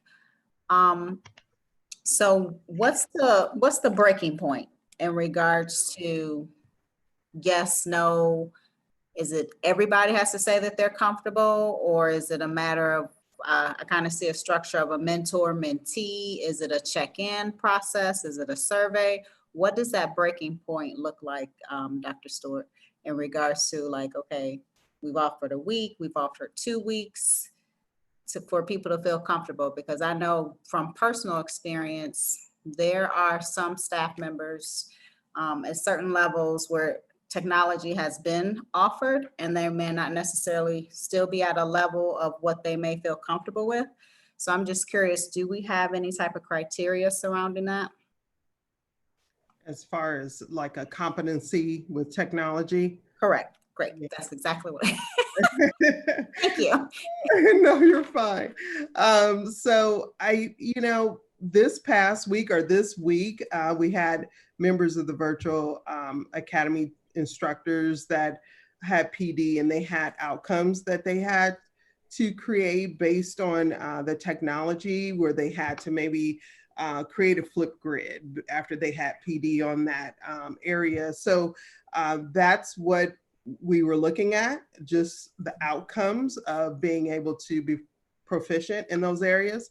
As it relates to like support, I know that the C&I team is discussing even getting Google certified so that we can support teachers with technology as well. So we have developed those competencies, but as far as where we're at, as far as a district, I can't say, well, 50% of our staff are at this level.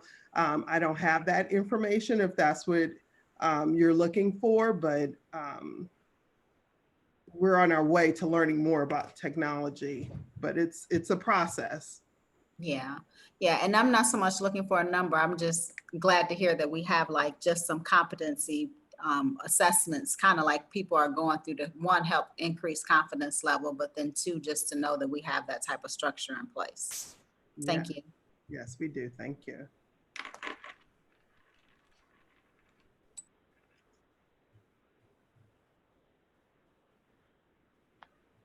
Okay. Any other questions? Okay. So moving on to 3.07, this is a report, and I am so thankful for Doug and his team for providing this report.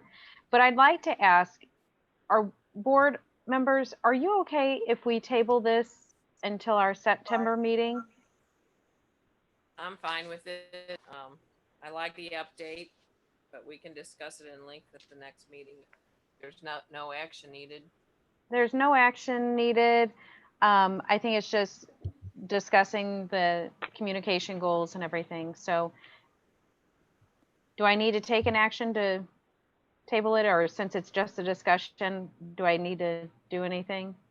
You want a motion to table? Yes, please. We table this item. Second. I have the motion and a second. I'll call the vote. Dr. Thomas? Yes.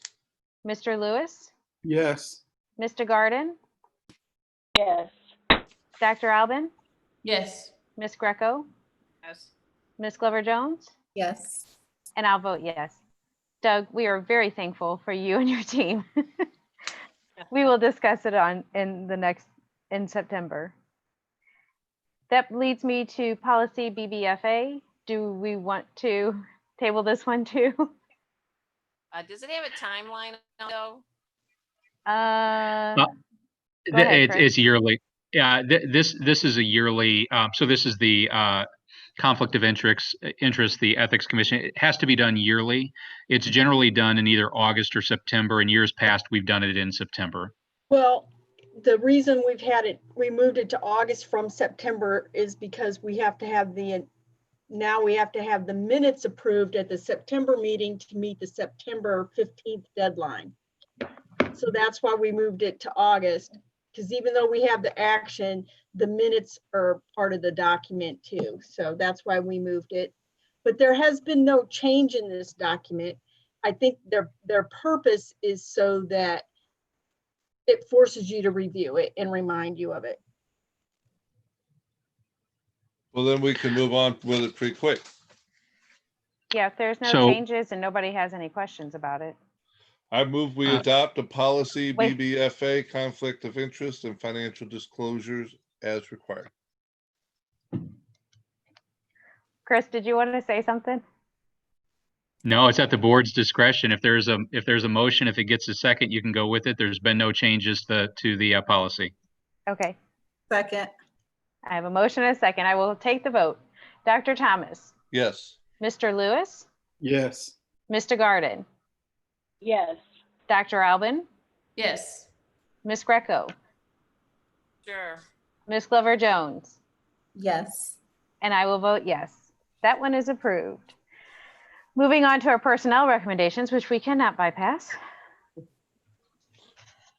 don't want to table them? No, Not these. no. Good evening, board members.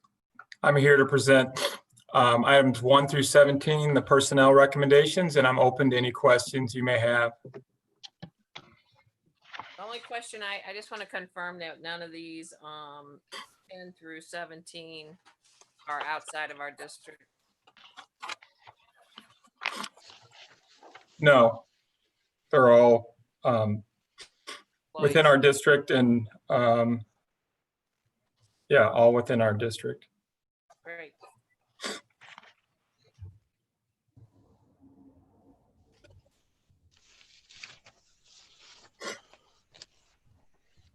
Number 17, move we accept personnel recommendations 1 through 17 as presented to the board.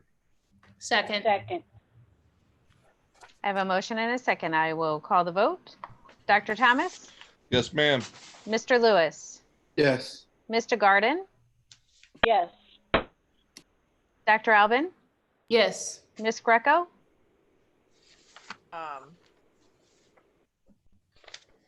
Yes, I did ask Chris about number 1 regarding the same name on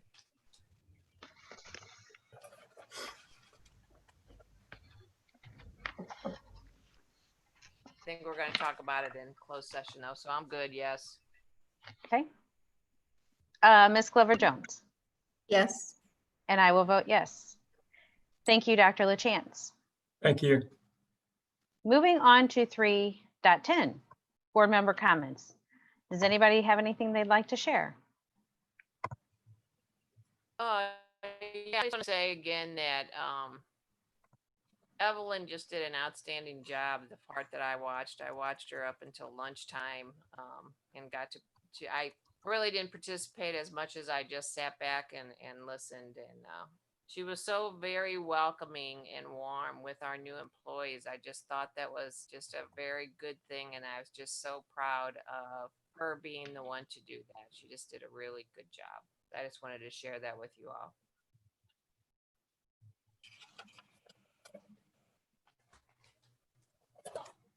So I do have a comment. I do want to say that I'm very proud of everything that we are doing. It is very difficult.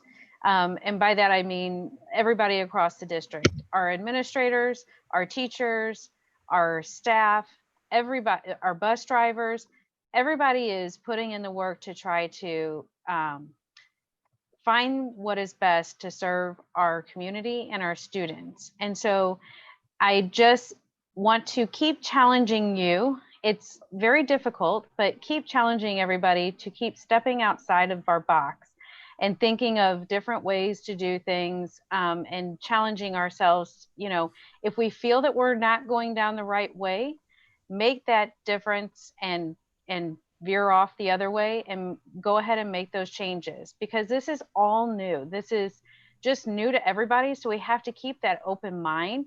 And the other part of that is that we have to be there and support each other. And by supporting each other, we need to make sure that we're opening our ears and listening to each other speak and really hearing what people's concerns are and what they're saying. So, and we do a good job of it, but we can always, there's always room for improvement. So I just want to share that with everybody. And I think that everybody is doing such a great job. Just hang in there. I promise you we will get through this and we'll come out on the other side, new people and better together. That's all I wanted to say. Thank you. All right. If nobody else has anything else, we'll move on to our consent agenda items. And I'll just look for a motion for our consent agenda items. Move we approve consent agenda items 4.01 through 4.08 as presented. Second. I have a motion and a second. Any questions about anything? All right, I'll call the vote. Dr. Thomas? Yes, ma'am. Mr. Lewis? Yes. Mr. Garden? Yes. Dr. Albin? Yes. Ms. Greco? Yes. Ms. Glover Jones? Yes. And I will vote yes. Moving on to 5.01, I'm looking for a motion.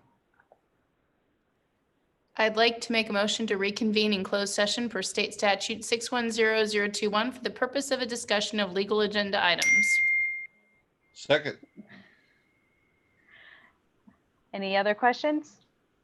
I'll call the vote. I'm laughing because there was a ding right at the end of that. I'll call the vote. That means meeting's over, right? No, nice try. Dr. Thomas? Yes, ma'am. Mr. Lewis? Yes. Mr. Garden? Yes. Dr. Albin? Yes. Ms. Greco? Yes. Ms. Glover Jones? Yes. And I will vote yes. We are now in closed session.